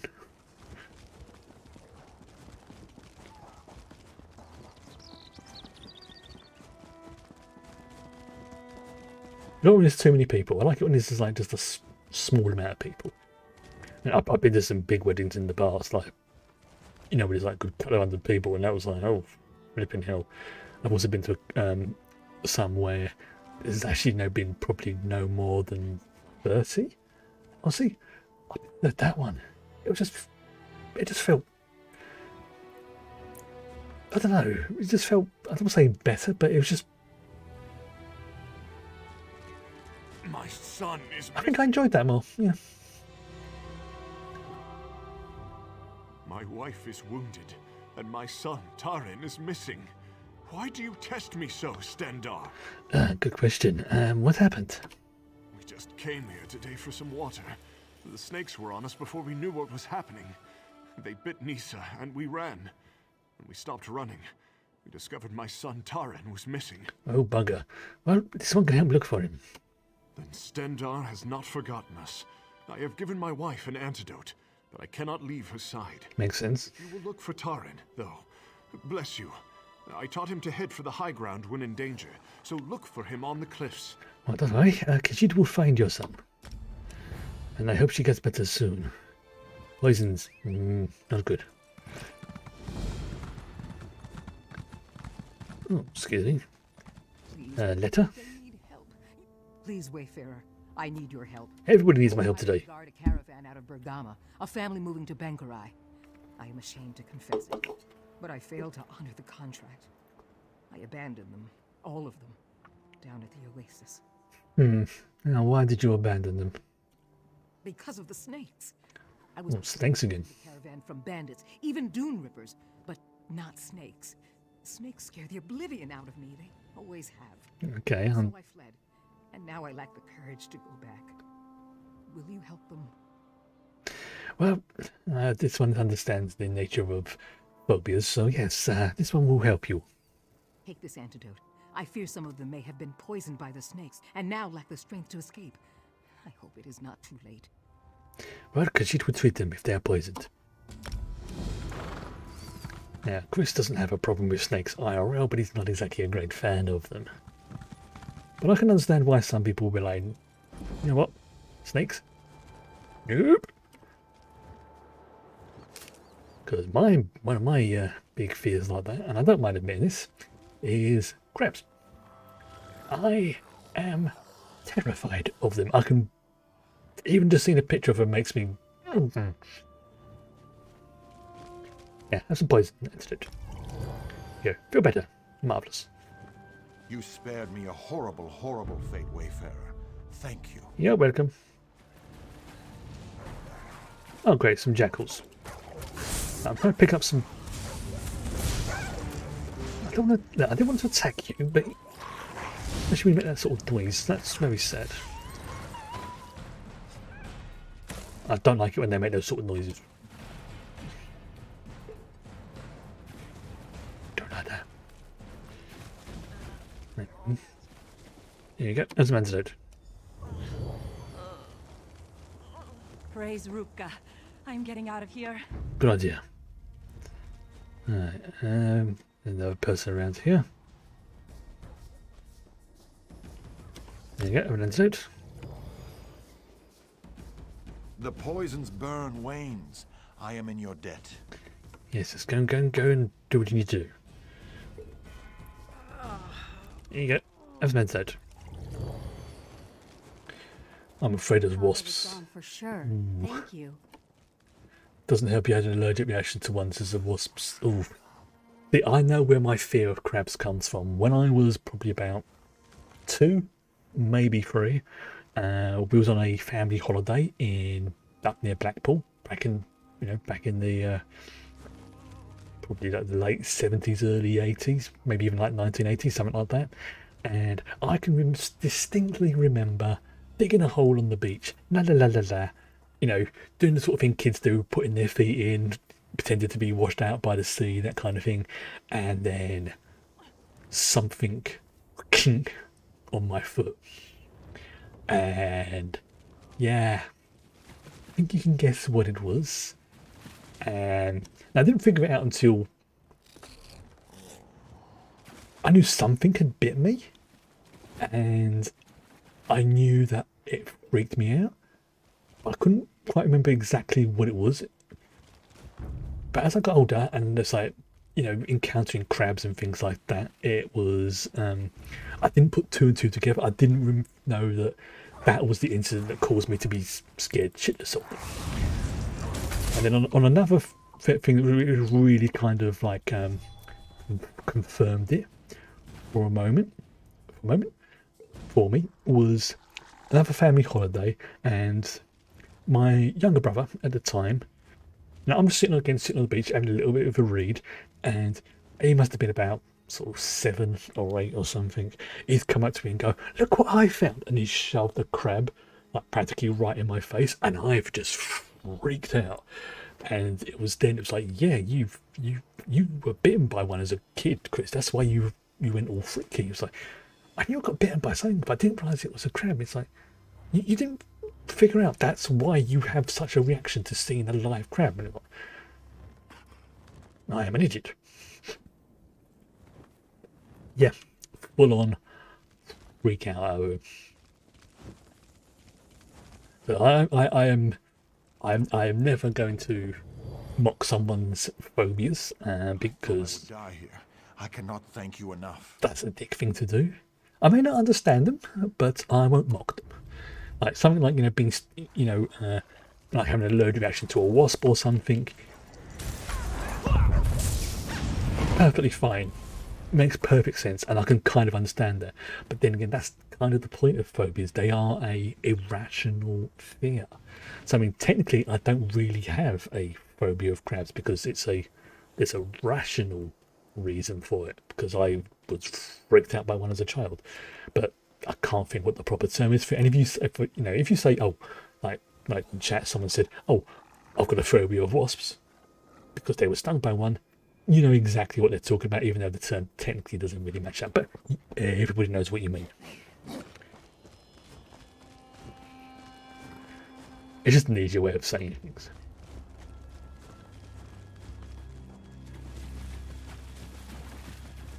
You know, technically, like a phobia would be like something that you know would never be able to hurt you, but you're still scared of it. Like, for example, again, this is not insulting people who have this phobia. This is just using this as an example. Say the phobia of, say, grass. You think, well, it's grass.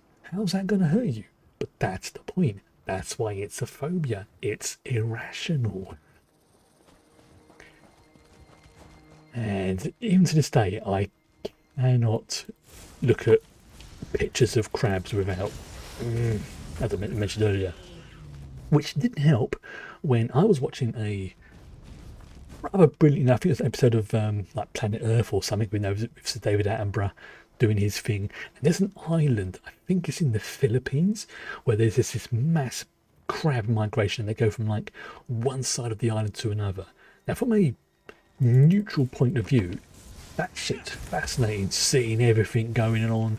You've seen the whole crabs moving across, you know, people stopping to let them pass, and you know, it's almost like a wave. It's like the logical calm part of my brain knows that, understands it, can understand that nature is wonderful and varied and covers so many other stuff. The irrational part of me, though, is noping the fuck out.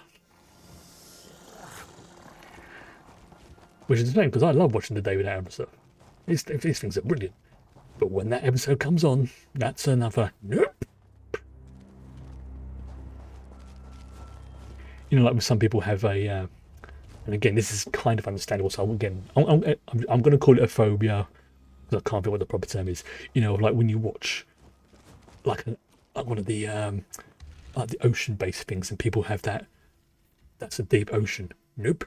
Like phasmophobia, I think the term is. You know, where you freak out because of what's possibly going to be in the water and that kind of thing.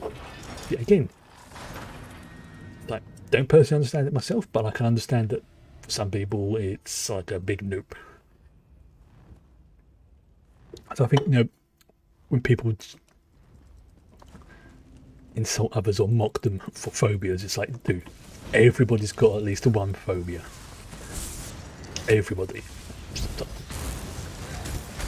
Sometimes it might be something they can handle, so it might be like, yeah, okay, I don't like that. I really don't, but they can handle it. Yeah, for others, some of those things are debilitating, like, can ruin your life.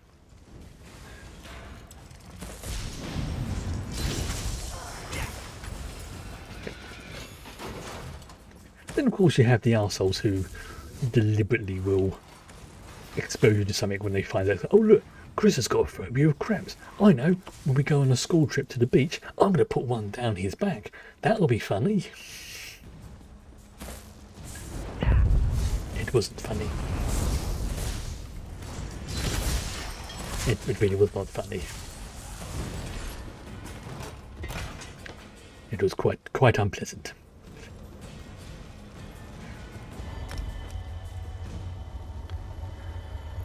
And there we go. Right, so where am I going now? I am going... God,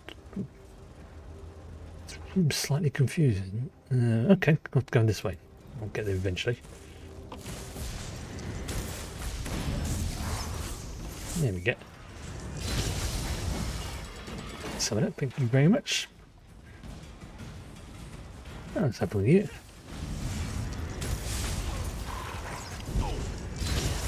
Just when you see them keep dropping out of the things there, it makes you wonder, have they got like a manufacturing plant or something that just like pumps them out every so often? Yeah, that makes perfect sense.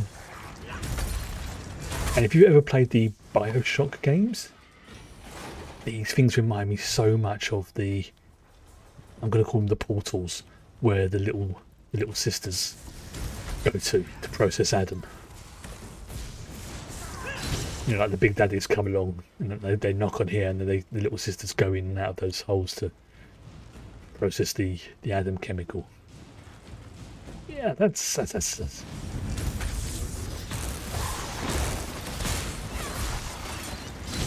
another freaky game.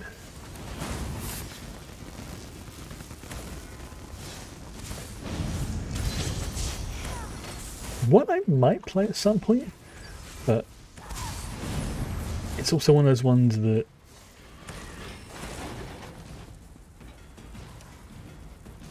it's a little bit.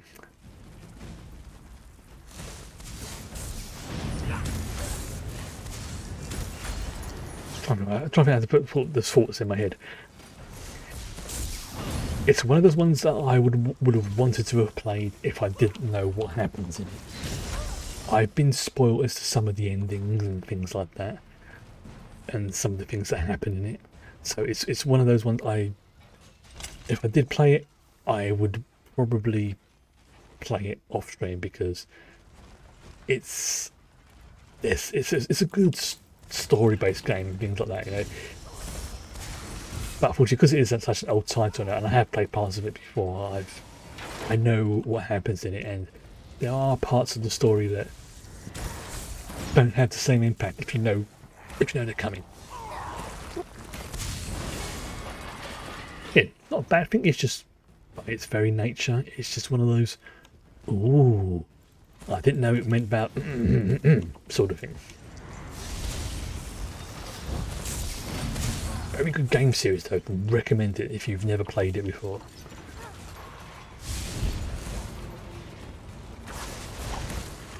.100% can recommend it. The other one is that I really liked, and I want to play it again, but at the same time, I played it when it came out, loved it to bits, but some of the story stuff in it got what's the word? Ooh, I have a construct piece. I'm trying to get it, again, one of those ones that the story is so much better when you don't know when certain things are coming. BioShock Infinite, really, really good game. Essentially, it is nothing more than an escort quest, but the character you're escorting, Elizabeth, is actually competent. Like, if you run, they will run after you. If you go and explore somewhere, they will go and hide and be competent. You know, they will actually help you in the quests that you're doing. Like, if they find like some ammo nearby, they will chuck it towards you. Sometimes they can open up certain doors and things like that your character can't. It's a pretty good game.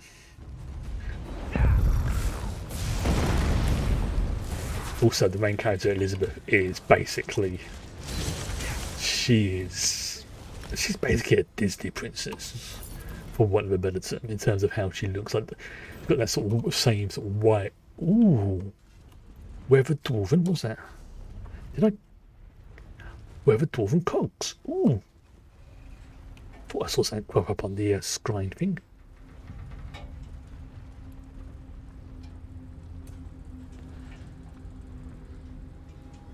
One of the 17 pieces of the Ebon Dwarven Wolf.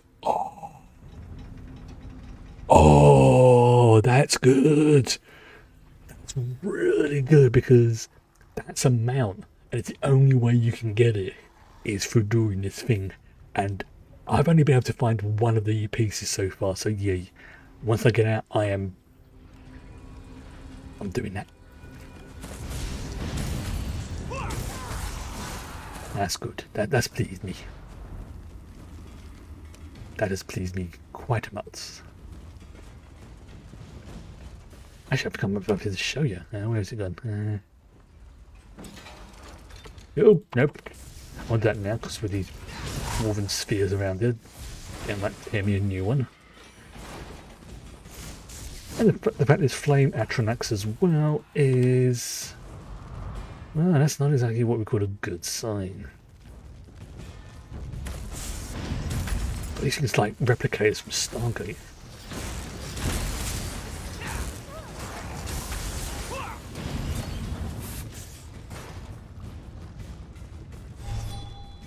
Yes. Can I see the doorway out? Yep.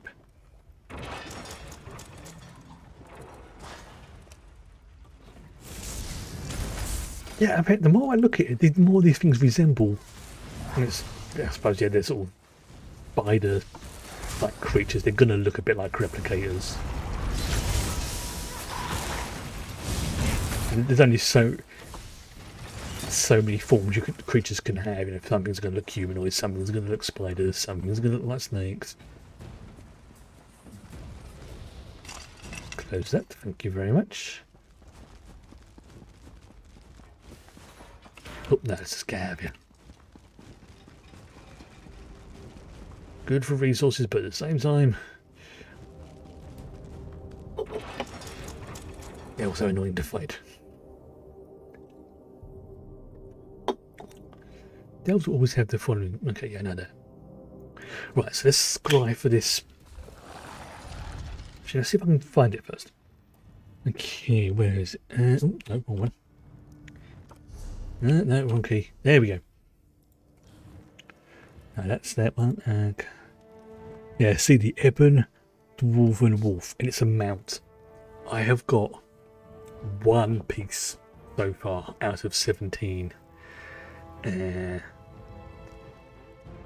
So I got what? I think there is one in each region. I think. Some of them are blue, some of them are purple. Yeah, some of them are gold. Let's say, yeah, this is going to be... It's going to be a long time trying to find that one. Okay, so let's first of all, let's get that out of the way. Let's get this... Let's get this one scried. So at least I know where it is. That one, there's some of those, yep, that one, and one of those. Relatively easy to do. It is. Okay. That's not too bad actually, so we'll see where I am on the map. So I am... Where am I on the map? I'm there. Okay, so it's basically right by that bounty. Okay, so the next time I go close to a way shrine, so it's probably going to be that one, I'm going to very quickly head there, do that one because it's quite a rare lead to find. So I'm going to make sure I get that one done out of the way. I mean, although it's a blue tier, it's still a very rare find lead.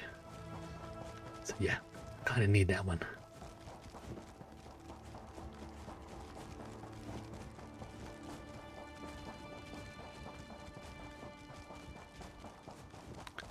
Right. Tarrant? Snakes separated me from my family, and now I'm surrounded. Is there a clear path to the bridge? I'm scared to leave. Well, yeah, I'm not surprised you're scared of the size of those snakes. But yes, follow this one. You make sure you get to safety. You made it just in time. Those serpents are looking at me and sticking out their tongues. I think they were licking their lips. Let's go. Well, that's kind of what they do, and snakes don't have lips. But come on, let's go. First of all, let me get this stone. There we go. Right, so I have to go sneaky around, deal with those sand serpents. Yeah, I mean, those things are huge. I don't care what anyone says. You see a snake like that coming towards you, there's going to be spoilage.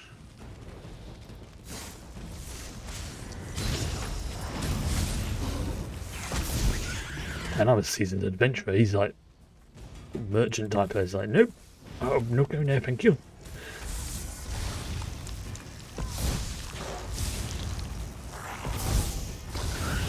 There we go.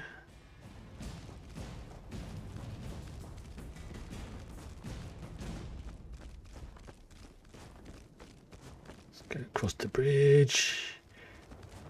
You best be following me. Oh, I remember this. I know how to get back from here. I'll meet you back at my parents' tent. Oh, I remember this. Oh, I remember this. I know how to get back from here. I'll meet you back at my parents' tent. You didn't have to tell me multiple times, mate. Excuse me. I'm going to do a sort of sidetrack to go from one to the other. Right. Right, this is going to be interesting. How do I get up there? Probably going to have to go... He remembered it 3 times. It was so important, sir. I had to say it 3 times. Nothing there. Poop. Let's... Oh, look. Yeah. Oh, so the minion are here. That takes a minute. Alright, so where are you? It's in that direction. Okay.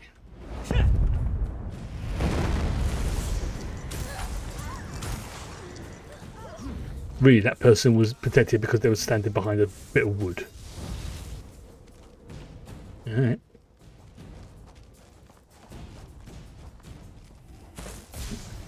Hello. Go on, horses, bugger off. No, you're alright, fine. Okay. Do these ones first, then I'll have a check to see where the archaeology site is. It's right there. Of course it would be.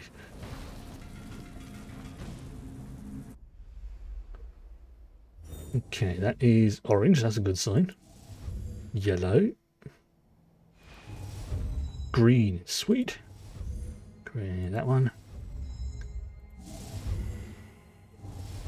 Okay, so it's probably going to be in this sort of area here. Okay, so let's get rid of that one, that one, that one, that one. Probably because there might be one over here as well, so let's get rid of that one and that one. Boom. Just see if we can get any extras now. I do like this thing.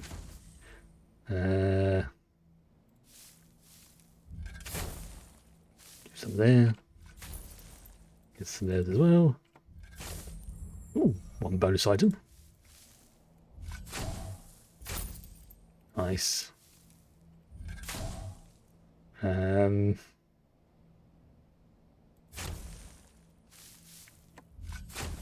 getting lost. Wow, I'm really clearing out some space here today. Damn, that must be like half of the width of Dwarven Cog. Nice. 2 out of 17. 15 more to go. This is going to be one of those ones I'm not going to go deliberately hunting for until I get down to, like, you know, the last sort of 5 or 6. So if I happen to stumble across them, then I will do. But once I get past the halfway point, then it's going to be like, you know what? It's, no, let's say half, say 2/3. So what, 17 will be, called 18 to make it easy to round up. 6, 6, 12. So yeah, once I get to say 10, then that leaves me 7 more. That'd be a good way to do it. Yeah, I've got a long way to go, but it's the only way to get the Ebon Dwarven Wolf mount. Literally the only way. And that'd be one of those sort of ones I've not actually seen anybody who's got that mount. I'm pretty sure some people have got it, but I've not seen it about.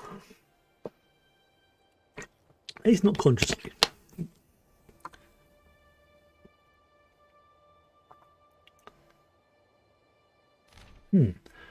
Interesting. Traces of ebony make me think this cog was set within that type of metal. So, black and bronze? Someone was building for drama. You don't often see that kind of alloy in Dwarven work. Alright.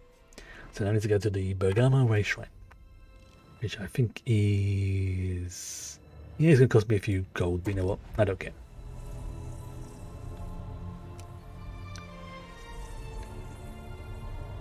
Yeah, I know there's a guide to how to get them, like what areas you need to do it, and that's probably one of the only times you would have to do any sort of grinding is to get something to drop. But that I don't mind too much. It's when you get the grinding on what is essentially the base game to progress. That's when I get a bit. Looks like your wife's awake. Good. I knew my faith in you was justified. Well, that's nice to see that your son is returned safely. Truly, Stendarr's mercy has descended on my family today. My son has been returned to me, and Nissa is recovering from her wounds. Please, take this as a reward. Without your help, Taren might not have survived. Bad item. Go in peace. It's a belt, so it's not going to give me a huge benefit. And it's not something that I can use, but I can add it to my collection. So, you know what? Thank you. Right. Now, I believe... No, it's not in this town, is it? No. Okay. Let's go speak to Lita. Hey, there's the poison people. I cannot believe it. Everyone survived. I only regret that it was not me who helped them. They hired me for protection, not to run at the first sign of danger. It's okay. Everyone has a phobia of things, but I'm glad that everyone is safe now. Yes, and I am grateful for that. You deserve a reward, Wayfarer, not me. I will keep them safe now until we get to a town. Then I will return their money and go on my way. Well, at least that's fair. You're giving them their money back.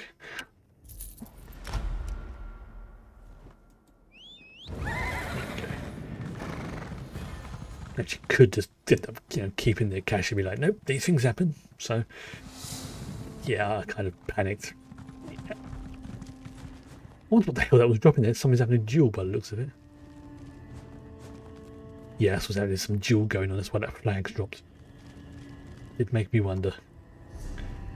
Sentinel Ray Shrine. So that's going to be there. Yes, that's good because I need to go here. Go to the Stable Master and the Thieves Guild. So I will do that as normal. I will do that first. I believe is where am I? I am there. So let's get to the Stable Master and the. Oh, apparently there's a. Oh, there's 2 Thieves Guilds here. Interesting. What are these 2 entrances?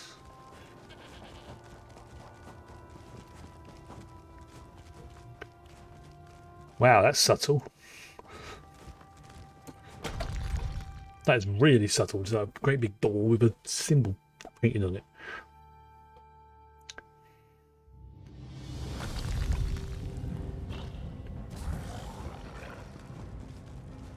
No, I understand. If you change your mind, I'll be here. Everywhere I go, she's there. Everywhere. I do not haggle, but I pay an honest price. On that you have my word.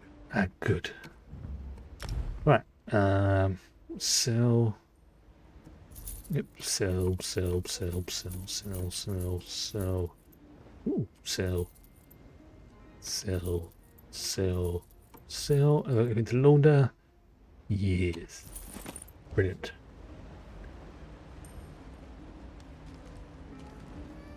Are you kidding me? Am I like 1 or 2 points short for Ledger Domain? Oh, I flipping am. I am a few. I'm 4 points short. 4 points short of level 12. If I'd have stolen one more item. I will. When I find like a treasure chest, that might help. Okay, next thing, head to the Stable Master. Excuse me, sir. Why are you running on your horse?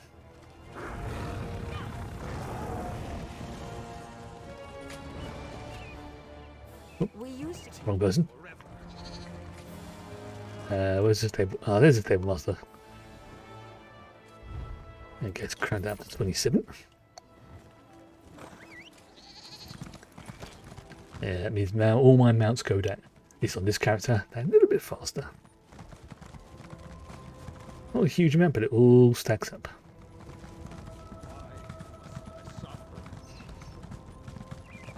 Okay, looking for Felisa. Where's Felisa? Says she should be in here.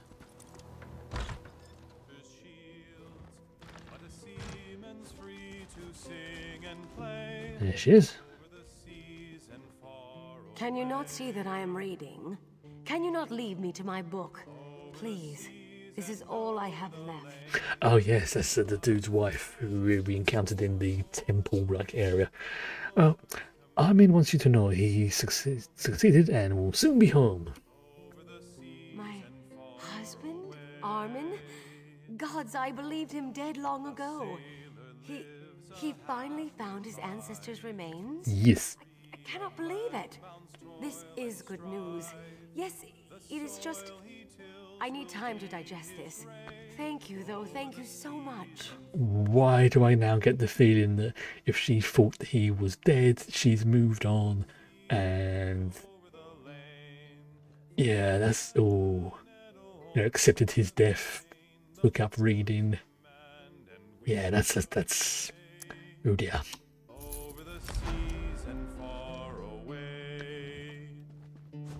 Oh hello. Should be able to like toss a coin to the bards. Yes, I know. Our coffers fill with gold today, over the seas and far away. That's very good how they do that, the bards. Cities of the Sand. Whilst I'm here, I'm going to have a look. I might be able to buy this now. I think I've got the cash. Some of these small apartments are actually pretty decent. Oh, this is one of the one-room ones. Okay. How much does this cost me? 12,000. Or 800 coins for when it's furnished. How much cash do I have? I have 227,000. Yeah, I'm buying this. There we go. I've decided that my main goal in this game is to buy every single house that I can with gold coin. I'm going to become an ESO property magnate. Okay, let's go with... It's the same as me, that one. Permissions. Again, nothing fancy, but I'll show you something. A mod I installed. Now basically, where is it? Where is it? Is it collections? Nope. Yes, here we go. A mod I installed basically now shows me the different prices for all the different housing you can get in the game. Now, so far, I have got the Grand Sujik Villa. I have got the Alpine Gate there. That was a freebie house, as well, which is pretty nice. Hall the Lunar Champion. This one I earned in by playing the game. The Penn's House, which was probably the first one I got, and this is all the way in Vivek City. They only cost like 3,000, but back when I remember thinking 3,000 for a single room apartment. This is the one I've just bought. See, 12,000. This is another one. Cost me 45k. This little pod thing. I bought this on another character, but it unlocks for the account. Sugar Bowl Suite. Now this is the interesting one. Now some of these you can only get with the crown coins, and those are ones I'm not going to be worried about too much unless I just happen to, you know, when my subscription renews, I'll either, you know, put it towards like crown crates or one of these, depending on how I feel. But see, that this one will cost me 322,000. Yeah, this one is going to cost me 1 million. But look at it, this is like one of the elven places. It's like, it looks almost like Rivendell. You've got this one as well, 1.3. That's 60,000. This is 11,000 in Skywatch. So we've got the Blackville Lighthouse. So there's one which is ridiculous. I think it's like 3 million. So you've got the Cold Harbour one, another 1 million. That one there, Daggerford Overlook, 3.7 million coins. Gold coins, that is. They're like, a pretty big place, but it's got a courtyard. It can have up to 24 guests. It's classified as a notable, which is like the top tier. You've got Dawn Show as well, which is 1.2 million, 295, 3.7 million, quarter of a million there, 13,000, 1.2, another million, another 3,000 coins there, 3.8. A house there, that one. So something can only literally be. I'm just trying to see if I can find one. Just 1 million. See, that one, for example, can only be purchased for crowns. That one's 50k, 300, 500, another million, 1.2 million, 2.6, 3.7, and these are like manners. These are like, yep, 3,000. The amount of content this game is putting Skyrim special.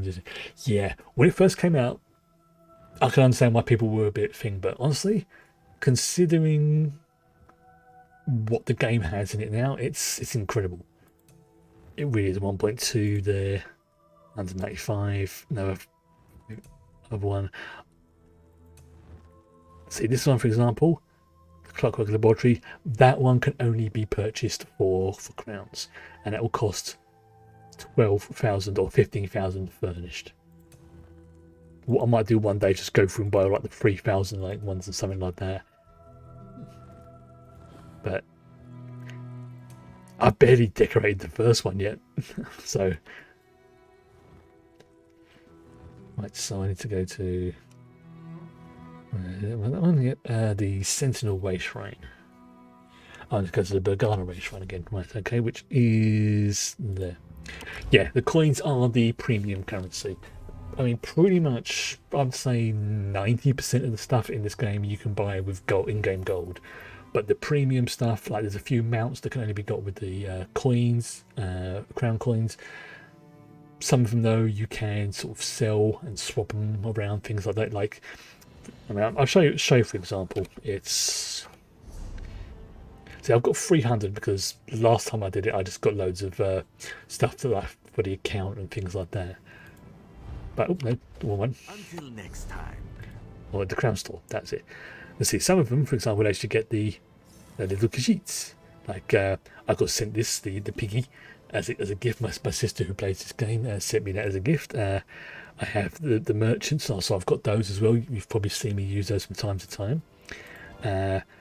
There's the Greymoor expansion stuff, special offers, the Crown Crates. The DLC is an interesting one. I'll come back to the Crown Crates in a minute. Now, because I have a subscription, I don't have to worry about buying the Dark Brotherhood, the Dragon Bones or stuff like that. It's all included in it.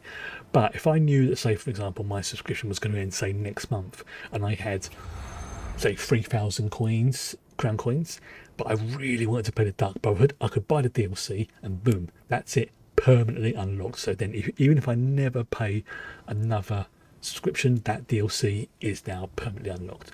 But I get it as part of the subscription, which is one of the main reasons why I got it. You don't need these ones. I've got the Elsewhere pack there, the Imperial City one, I've got that for thing, the Mark F one, I've got that as well, the Collector's Bundle, bits and pieces like that. No, that's for like if I wanted to catch up on the pre-order bonuses and things like that. The Morrowind one, that's because I've already got it as part of the DLC expansion. Murkmire or Sinium. Yeah, there's a lot in this game. Got the quest starters as well, upgrades. Some of these ones aren't as good as others, but as with anything, like the assistants, like the Khajiits are like little kitty assistants, and they're so cute. Again, for example, if you didn't want to buy the entire Elsewhere set, but you really wanted to play as the Necromancer or the Warden, you could do it that way. Utility stuff, some of these aren't as good. I mean, the respec, it's handy if you've realised you've made a really big mistake, but some of these things you can buy in-game for gold, like the attribute respec and skill respec. You can go to a shrine and pay for those. But it gets to a point where if you've done that too many times, it becomes really gold expensive. So if you've got a few crown coins floating around for whatever reason, yeah, that's there. Then of course, as I say, there's the houses. There's a few of those there. Classic houses, the notable ones. I think out of all of these ones, the only one I would probably think about getting would be this one, the one in the Clockwork City. So I might save my crown coins up so I can get that one. Same with furniture. Got storage there. Again, these can be made. Some of these can be made and built for in-game gold and resources. This is just a shortcut way of doing it. Same for like the accessories. Some of them are exclusive, some of them not so much. Style, again, some of these can be earned in-game, some of them not.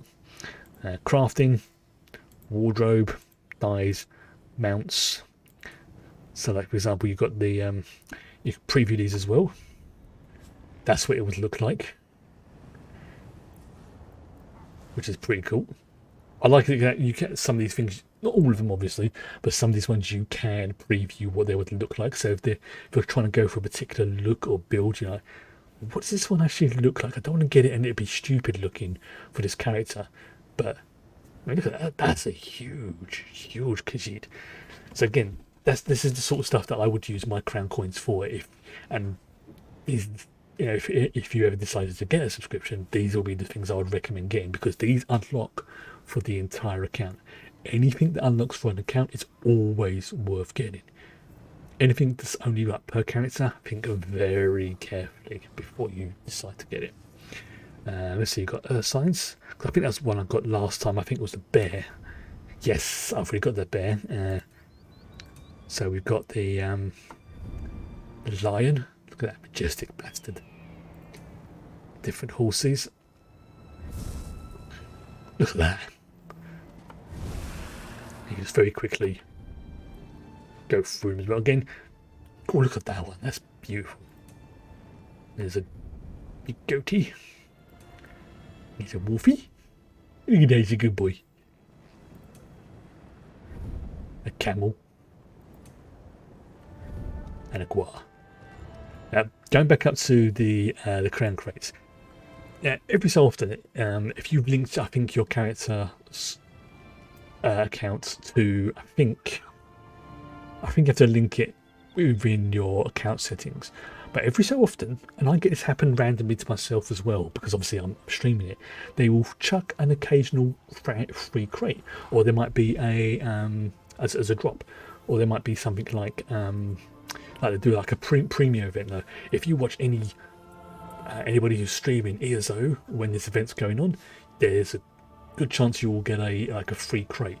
And even if you get like the crates normally, or you pay for them, whatever, when you get the items, some of the items aren't so great.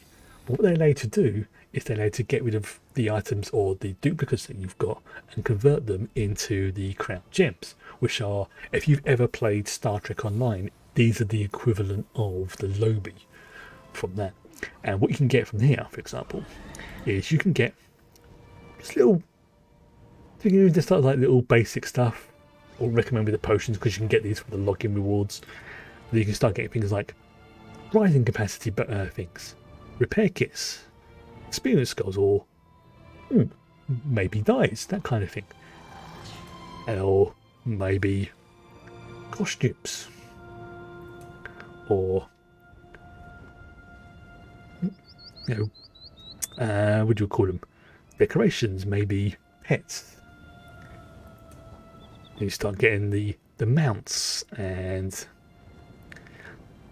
different things like that. So again, I can sort of preview this one, see if this one works. See, that's what you can do. That you get like the furnishings as well, so stuff like that. which looks pretty cool. And then right at the top, you've got, yeah, big armored bear. And these things rotate around as well. So at the moment, because it's the Akaviri Potonet crate, these are the different rewards that you can get. Now, this is a way you can go from there. So you basically just be warned, if you do ever get the crates, the rewards tend to be from one extreme to another. That tend to be either be pretty lackluster, or they are pretty damn good. There doesn't seem to be like a happy medium. It's like some of these rewards are really crap, but the other ones are really good. I mean, come on, look at that. Look at that bear. Even that charging towards you with those great big horns on its head. It's good.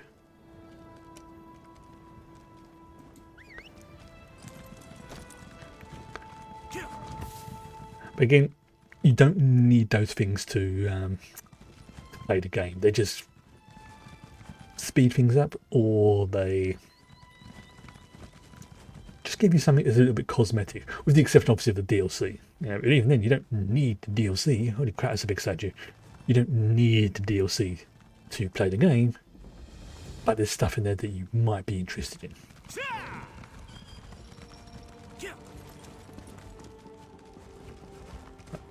I think probably, no, if I'm brutally honest, I think probably this and Star Trek Online. Each day, it seems. Okay, so I don't want to stand there second of talking. But to say between this and STR, there's probably only the two games I've spent extra cash on. You know, not enough to sort of break the bank winning, but you know, every so often when I've got a little bit of extra spare cash that I've saved up, or you know, I've put specifically to one side, you know, like somebody's giving me some birthday money or whatever, and I'm like, right, I'm putting that towards getting myself some ESO stuff and things like that. You're no raw recruit. I can see you've handled challenges before. Mm-hmm. We could use a student with experience, if you have time to study with us. Well, because you would like to know, what do you teach? We teach the way of fighting. Any fool can win a duel. Only a master knows who will challenge her and where it will occur. You must learn to think as the masters did. Learn not just how they fought, but when and why. I think what I'll do is, tonight, before we end the stream, because you can go and visit the different houses as well, so you can see if they're really like the way you want it to be. I'm going to go and visit the Clockwork City one. You know, there's like a there's like an open house type thing you can always go and see. It's like, do I like this one? Yeah, is this for me? No, it's too small.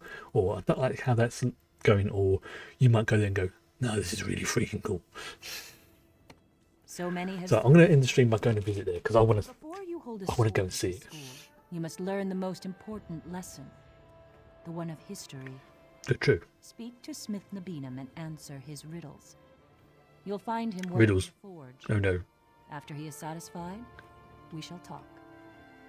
The Riddle of Steel, maybe? Even with your experience, until you have spoken to Smith Nabinum, no master of blades will teach you. It is our tradition. You will find we hold many such traditions here. Okay. I shall consult with my gods, aka Zygon Guide, to help me with this riddle. Right, so he's inside the building, okay. Alright. Greetings to you, student. What knowledge do you seek? A strategy to slay your opponents, the strength to protect your allies, the power to split a kingdom in two. These things you may do, and have done already, but these are not the arts I teach. So what can't you teach, Felin? Listen, this is a tale of Master Fedalia, Blade Master of Lecky's Blade. While on walkabout, Master Fedalia encountered a wagon. The wagon's owner was an uninjured woman facing an unmasked man. He held a battered axe, she a pristine blade. What did Master Fedalia do? The woman said the man was a bandit who had already attacked her once. She begged Master Fedalia to intervene. Master Fedalia walked away, yet the woman lived to tell her tale. Why did she live? So even though it's got the answer there, I'm going to have a look at these answers options. She had a better sword arm than the bandit. Both the man and woman were bandits. She gave the bandit all he wanted. Well, that's the thing. with those sort of ones, if you'd given it all she wanted, she'd have given all that Bandit wanted, it probably would have killed her anyway. So the other one does make sense. You see as Master Fidalia did. The woman claims she fought the bandit, yet she had no wounds. Okay. Had she parried his axe, her pristine blade would be notched. Mm-hmm. Had Master Fidalia faced the bandit, the woman would have stabbed her in the back. Okay. Valen is ready for your next story. Then hear the story of Master Aram Cessnit. Long ago, a foreign mage came to challenge us. He claimed his power a match for our blades. One by one, he dueled our students. This master of alteration could turn steel to mist at will. Every student lost. Did anyone defeat him? Master Aram was an initiate, yet he faced the mage and won. So handily, in fact, that his opponent made apologies and left forever shamed. Of all the students who faced the mage, Master Aram was far from the best warrior. How did Master Aram win the duel? Okay. Again, even though I've got the answer there. The bow... The one about striking before the mage is ready doesn't really make sense. The bow could be, but yeah. As you said, no, all the blades were turned to mist. So obviously he didn't use a metal blade. You see as Master Aram did. The foreign mage claimed his power a match for our blades. Indeed, any steel that threatened him turned to mist as fast as one could blink. But a training sword is wood, and wood is nothing like steel. Yep. Well, Fenn's ready for your next story. I tell you now the story of Master Aram Cessnit's end. Long ago, Master Aram was the blade master here. In his last days, he called his favorite student to him. If she could give him what he wanted most, she would become the next blade master of Lecky's blade. You tell this one. What did Master Aram want? That is what you must discover. Master Aram's legend is known by all, even the serving folk. Direct your questions to them, Halam, Unar, and Iman. Once you know what they know, return to me and give your answer. Alright. There's a book somewhere I need to pick up. Where's it gone? No, don't stand there. I'll put me in the middle of the forge. That'll set me on fire. Nobody wants that. Yeah, bloody hell, that is one big bellows. Seriously, look at the size of that.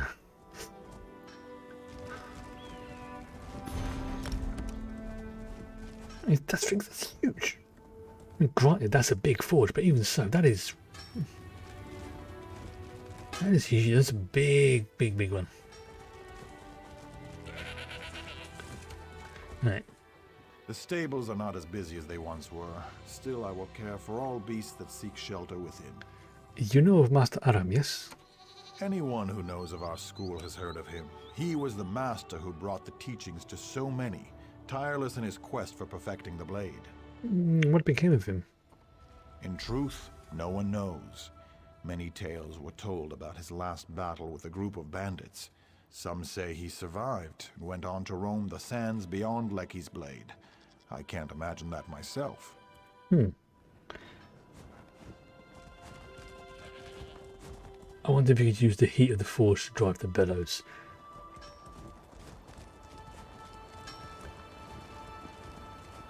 I mean, you probably could. I mean, with modern technology, I mean, I don't think you'd be able to do it completely. But you'd probably have to be able to do something to, create like a feedback loop of some kind. But not with the technology level they have here. I mean, it'd be probably, ironically, it would probably be easier to get some kind of magical elemental bound to here and do it that way, rather than harnessing the heat from there, finding some way to transfer it into motion to do that. I wouldn't say it'd be impossible, because the sheer fact that they've got bellows there suggests that they've got some rudimentary knowledge of that kind of engineering, and that is that you would have to make something like that. But I don't think it would be practical. But it would. I think it'd be possible. Just it might do something. They can probably control the heat more by doing this. They can go right, crank it up a bit, take it down, crank it up, take it down as much as they need to. Also, Seriously, look at that. I mean, yeah, I'm standing on coals, but it's beside the point. Doable? Yes. Practical?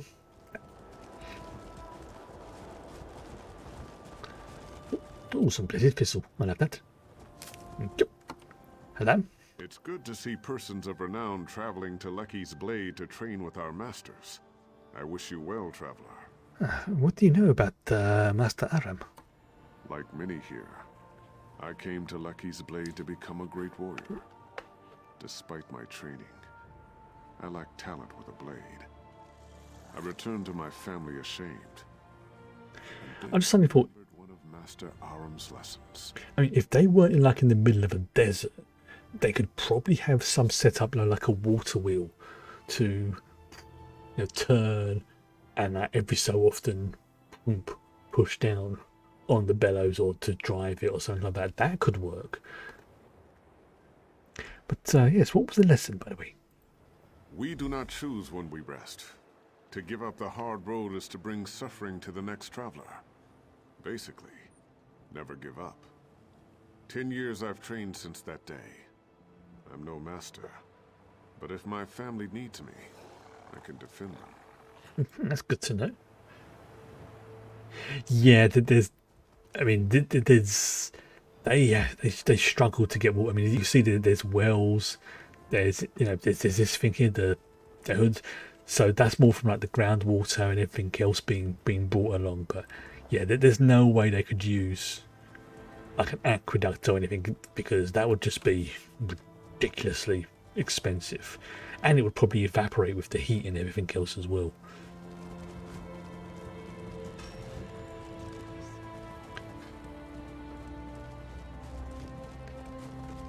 But something like, say, like Skyrim, or Penumbra, things like that, yeah, that could definitely work a water wheel to drive the forge. Have you come to... No, you're not the provisioner from Sentinel.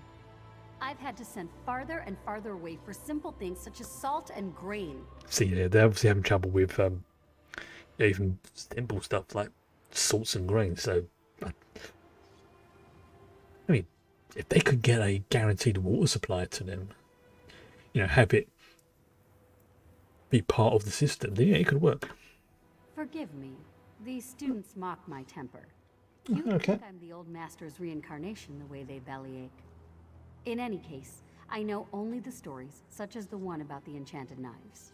Well, what is that story about? He forbade Redguard trainees to dabble in magic. When a traveling merchant brought enchanted knives, Master Aram upturned the cart and chased the poor man into a sand dune. He wouldn't even use the metal. He threw the knives out after the merchant. So he doesn't trust magic. Well, that's a problem, as I'm a sorcerer. Yes.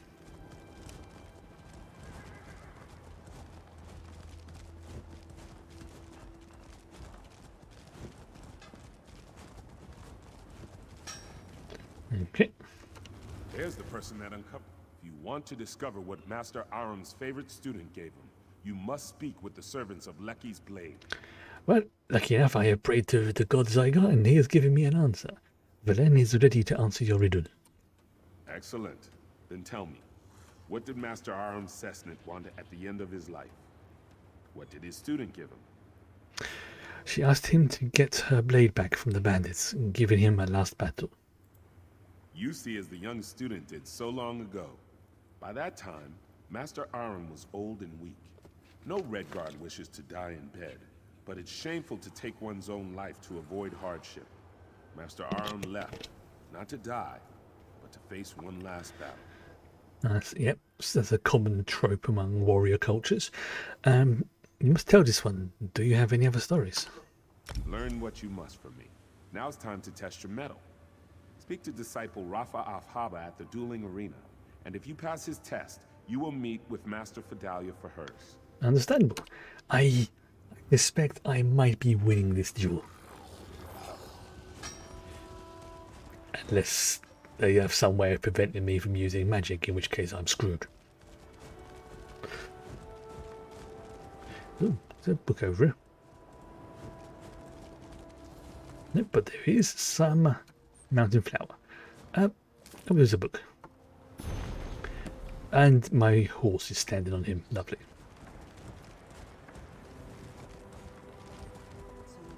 There we go.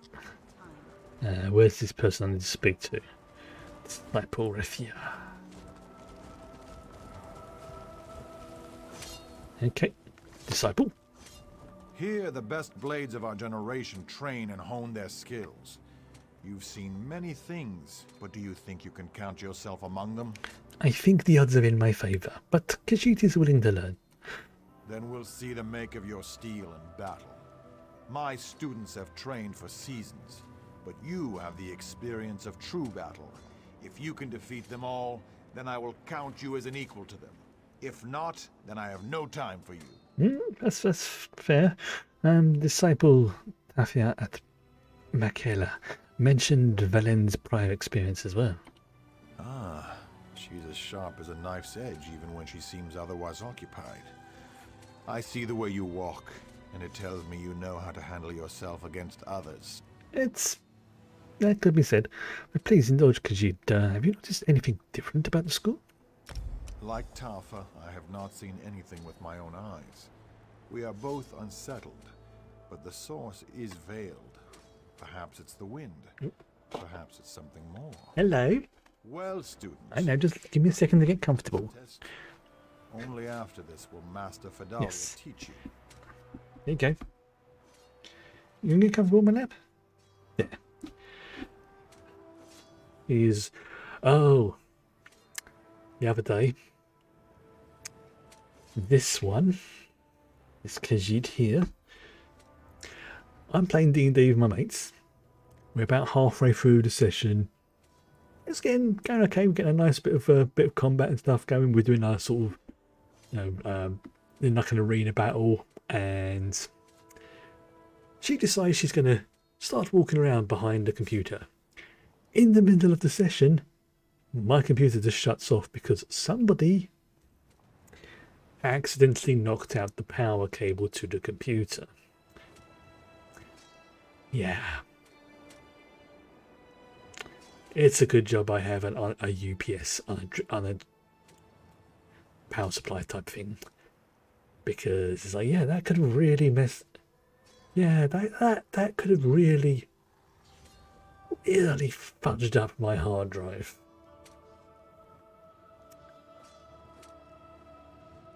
And then the funny thing is later, Discord, completely independent, decided it was going to just reset for me. It was just an update. It wasn't anything to worry about. It was just the timing was amusing.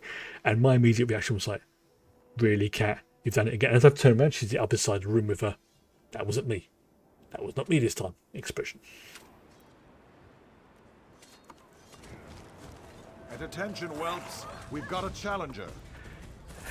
It wasn't deliberate, so I wasn't, and nothing was damaged permanently.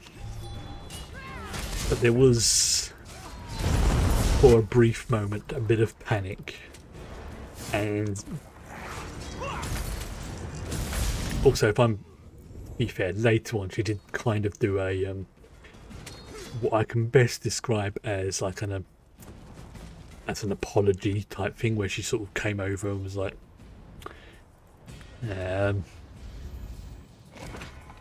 that sort of, if it was a dog I would have said puppy dog eyes, but she was basically sort of, she was sitting near me, but she's like, I want to sit on your lap, but I know I did something wrong, so I'm just going to sit here and look cute. And in fact, it wasn't deliberate, but at the same time, it's like, yeah. And also, if I'm brutally honest, that's the first time since I've had her she's done anything like that. So I couldn't stay mad for long, but for that brief moment, I was not happy with her. And she knew it. You have more experience than our other students. I would not have accepted you as one, but I trust the judgment of the disciples. And of course, you've done well thus far. Well, this one is ready to prove himself. Then drink from the cup behind you. It holds a potent concoction to put you into a deep slumber. I see. You are worthy. Leki will reveal a vision to you. Retrieve Raifa's sword, Tafa's shield, and Nabinim's hammer from this vision if you can. How can this one bring things back from a dream? These items are symbols. If you can obtain them in the dream, they will be in your mind upon your awakening, carried in your thoughts. You've learned history and battled our pupils. This task requires your mind. Oh, okay, so I say so. That makes sense. Sort of. But what could she do with these relics? When you awaken, take the armaments to the steps of the Blade, the tower crowning our school. Place each item at its altar and show your respect for the lessons you've learned. I will meet you atop the tower. Okay. Right. Let us consume some of the good stuff. Time to trip balls. And down I go. And then I wake up. You can tell this is a dream mode because it's all gone purple. Right, so get the shield. This hallowed ground is cursed with our blood. Oh, great! Demon creatures. Dream demons. It's always done, they've just moved me into another instance, but it's cool how they've done it. Right, so there's a sword. Something that looks like a sword.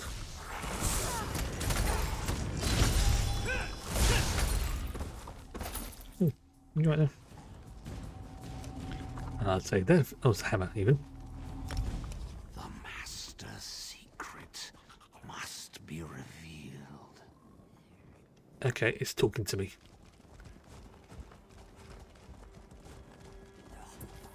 Get you.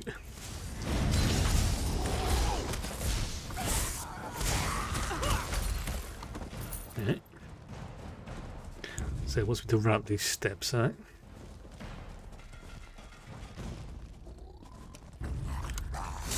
That's more of the blood fiends, the sand vampires, basically.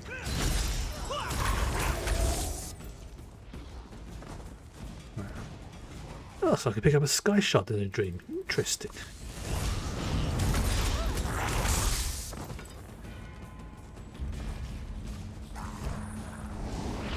What? Oh, you little shitbag. Let's try again. Ah, now we're going to get a sword. Right, the sword is... It looks like there's a sort of beacon type thing there, so... Can I jump over that? I cannot. There we go. Surprise! And... She hasn't the strength. You must be stronger. That's a bit creepy. That is a bit creepy when it does that. Right. Let's bounce up. So yeah, once this sort of little bit of quest is done, then I'm going to head to the clockwork place and have a little explore around there, because I realised seeing the image today, I'm not going to see what that looks like up close. I've seen images, but I've not seen it in game. Right, so let's put the shield there.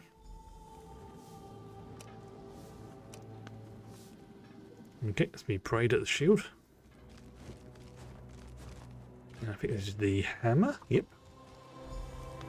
Pray at the hammer shrine.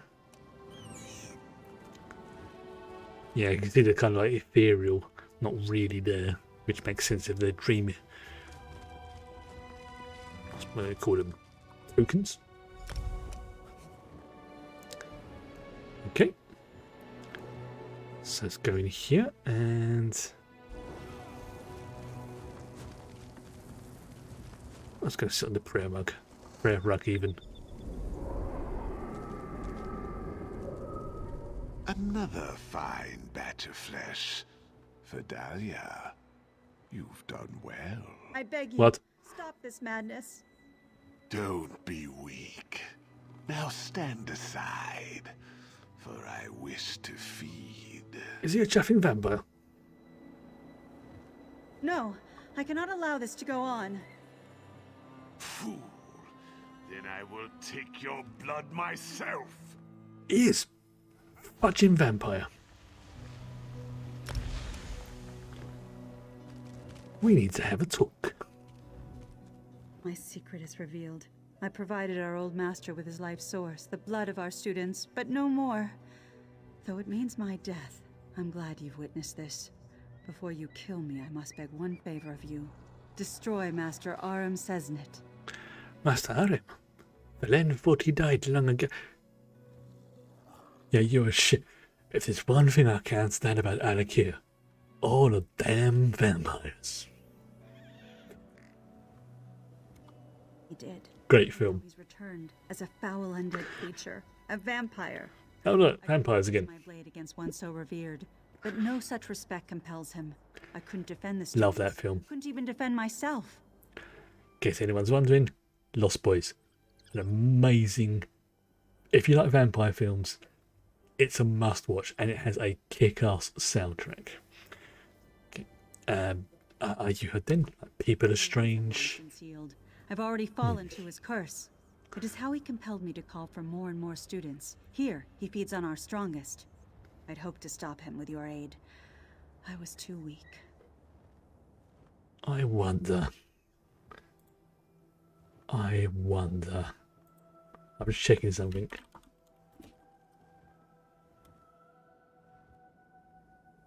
I'm checking to see if it's on Prime. Ooh. Lost Boys isn't on Prime, but Flatliners is. Now that's an old horror film. I didn't realize Flatliners was on Prime. Well, where is he now? He sleeps beneath our monument to him, in the graveyard. Go after him before he has a chance to escape. The other disciples, tell them what I've done. Whatever atonement they ask before I die, I will gladly do it. Is it? I don't think so. No, I think it's the original.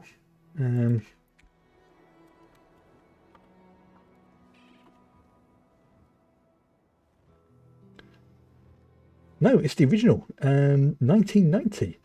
But the remake is on there as well. Yeah, the 2017 version is on there, but the original 1990 version is on there as well. The one with Julia Roberts, Kiefer Sutherland. I mean, it's a bit of a messed up film in places, but at the same time, really pretty decent. Okay, so let's go and hand this one in. And then heads to the Clockwork House so I can see what's going on there. Did you speak to Master Fidalia? Yeah, but not about what you think. She asked Valen to tell you she's a vampire. What? You mustn't jest of such things. What did she say, truly? She said she's a vampire. But your manner shows no deceit. How did this happen? You're gonna not believe this, but it was Master Aram Sesnet. She asked Valen to kill him. Now I know you lie, for he's been dead for almost a century. Yet the legends never did speak of his death. Because he's a vampire. I won't hear another word. Be gone, and I will wait for Master Fidalia to tell me the truth of it. My disciples, this stranger speaks the truth. We must go to the graveyard. Told you. I will explain more soon, but for now, call upon an arbiter. She must hear my confession as well. Told you. Yeah, it's gonna be a good point to think. Right, so let's think. How do I get there? Okay, so it's the clock. Lucky, grant me strength. I must not delay any longer. Now, this is to say, this is one I could never buy with in-game gold. I'd have to spend the premium currency for it. But it has a pretty decent capacity. It has a courtyard. I can have up to 24 guests, which I believe includes NPCs as well. I'll have to check on that one. Let's go and have a look.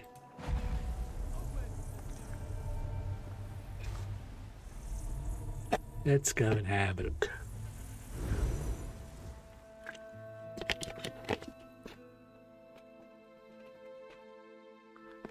So that's what a furnished inside might look like.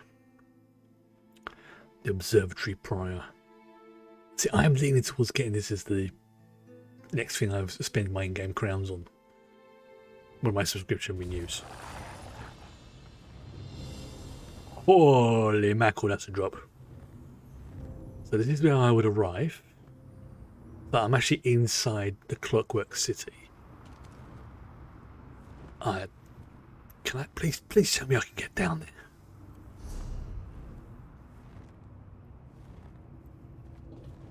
there? Is there a way I can get... Oh no, that's how I leave. Damn.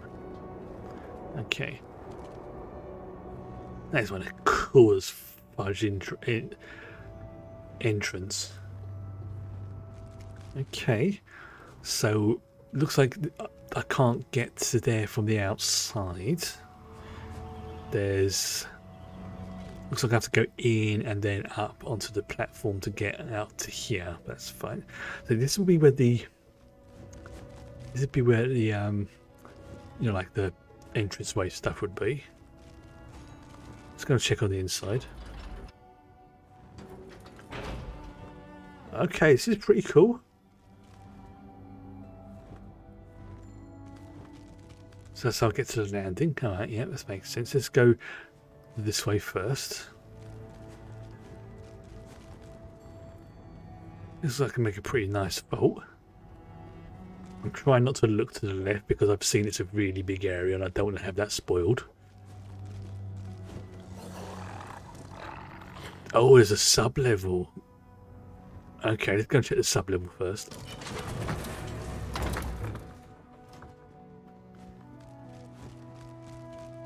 It's a different landing. That's a locked off door. So this is pretty cool actually. I like this. It's got definitely sort of like a laboratory look to it. Yeah, this is be right where I have all my alchemy stations and bits and pieces like that. Okay, let's just check, see what the landing's like. Oh, okay. This is cool. This is really freaking cool. So yeah, okay, so I'd materialise up there. Got all the different bits and pieces going around. Yeah. Well, the Clockwork City, I believe, was made by the Dwemer, or at least used their technology. It's just okay. I'm this close to saying that my next subscription coin is, because when you get a subscription, you do get coins as part of it, which is good. I forgot to mention that earlier. That's really nice. Alright. Okay, so that's where I came up. I think that's where I came in. Yeah, the landing area. So yeah, nothing in there. Nothing in there. Well, it's going to have an hour of a look in here.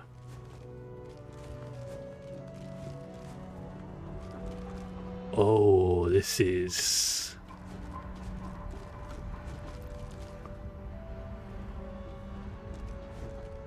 This is nice.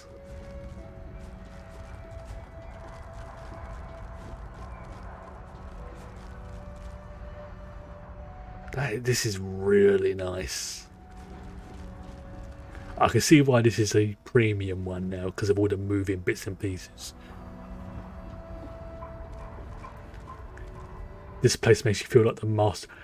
Yes, this. Oh, I know Ace of Thorns will know what I'm talking about when I say this. Doctor Strange's the name of his place. I can see it in my mind. Like there's this particular name for it. For the Sanctum Sanctorum. There we go. It feels like the sort of place that Doctor Strange would have, just sitting there, There we go. I knew I was right on that one. Thank you. Yeah, you can imagine him just standing there going everything else around. Oh. Oh. Look at that. The detail on the... It's like it's like dwarven hieroglyphs. They go up and around and loop round.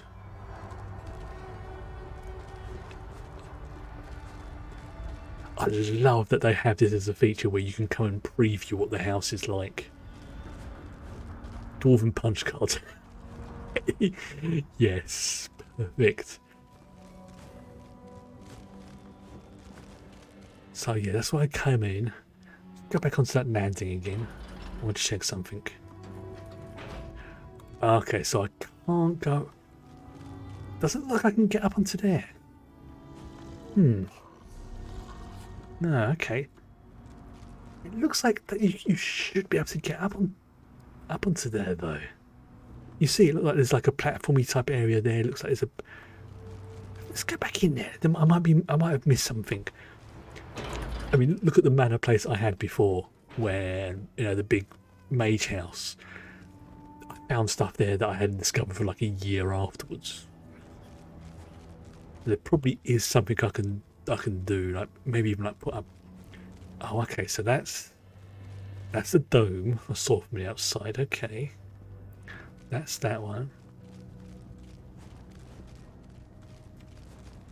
Right, maybe not. Maybe I can't go on those ledges without sort of making a sublevels. Which maybe it's a way to upgrade and expand out a lot. I've not seen any houses where you can do any upgrades, but I know some people, when you're placing stuff, you can put down like platforms and stairs and things like that, so you might be able to do it that way, sort of. That's just the landing. Yeah, that's that one. Be nice. The only one I've seen where you can kind of do upgrades was the Elsewhere house.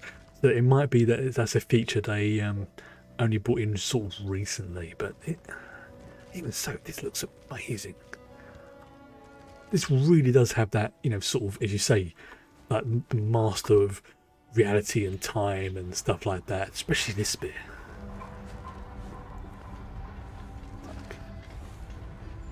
See, if this would be where I put like all my Dwemer artifacts and things like that. But I love this spot here, just like standing there, and then having all this go around you, stuff on the ceiling. This is really, really cool. So again, just to sort of confirm, yeah. See, to get it furnished.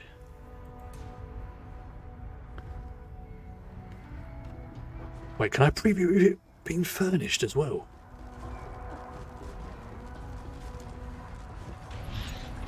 You can watch that for... Oh my god, I can preview it being furnished.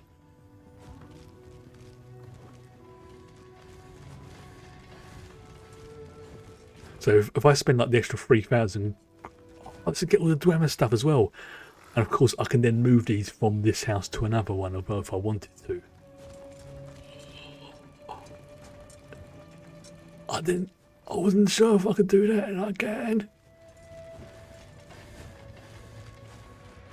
Okay, that's confirmed. That this is going to be my next building, my next house. I'll look in that room in a minute. Yeah, it's like loads of Dwemer artifacts and stuff. Oh, this is really freaking cool. I think on Thursday I'm going to check out another one of the buildings as well. No, another one of the houses I don't have. More of the punch cards.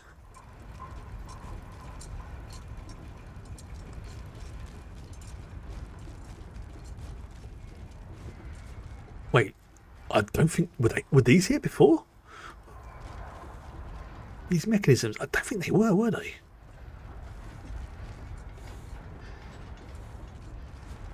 No, I don't think they were. Okay, let's go check out the entrance. Then that's what I'm going to end it for tonight.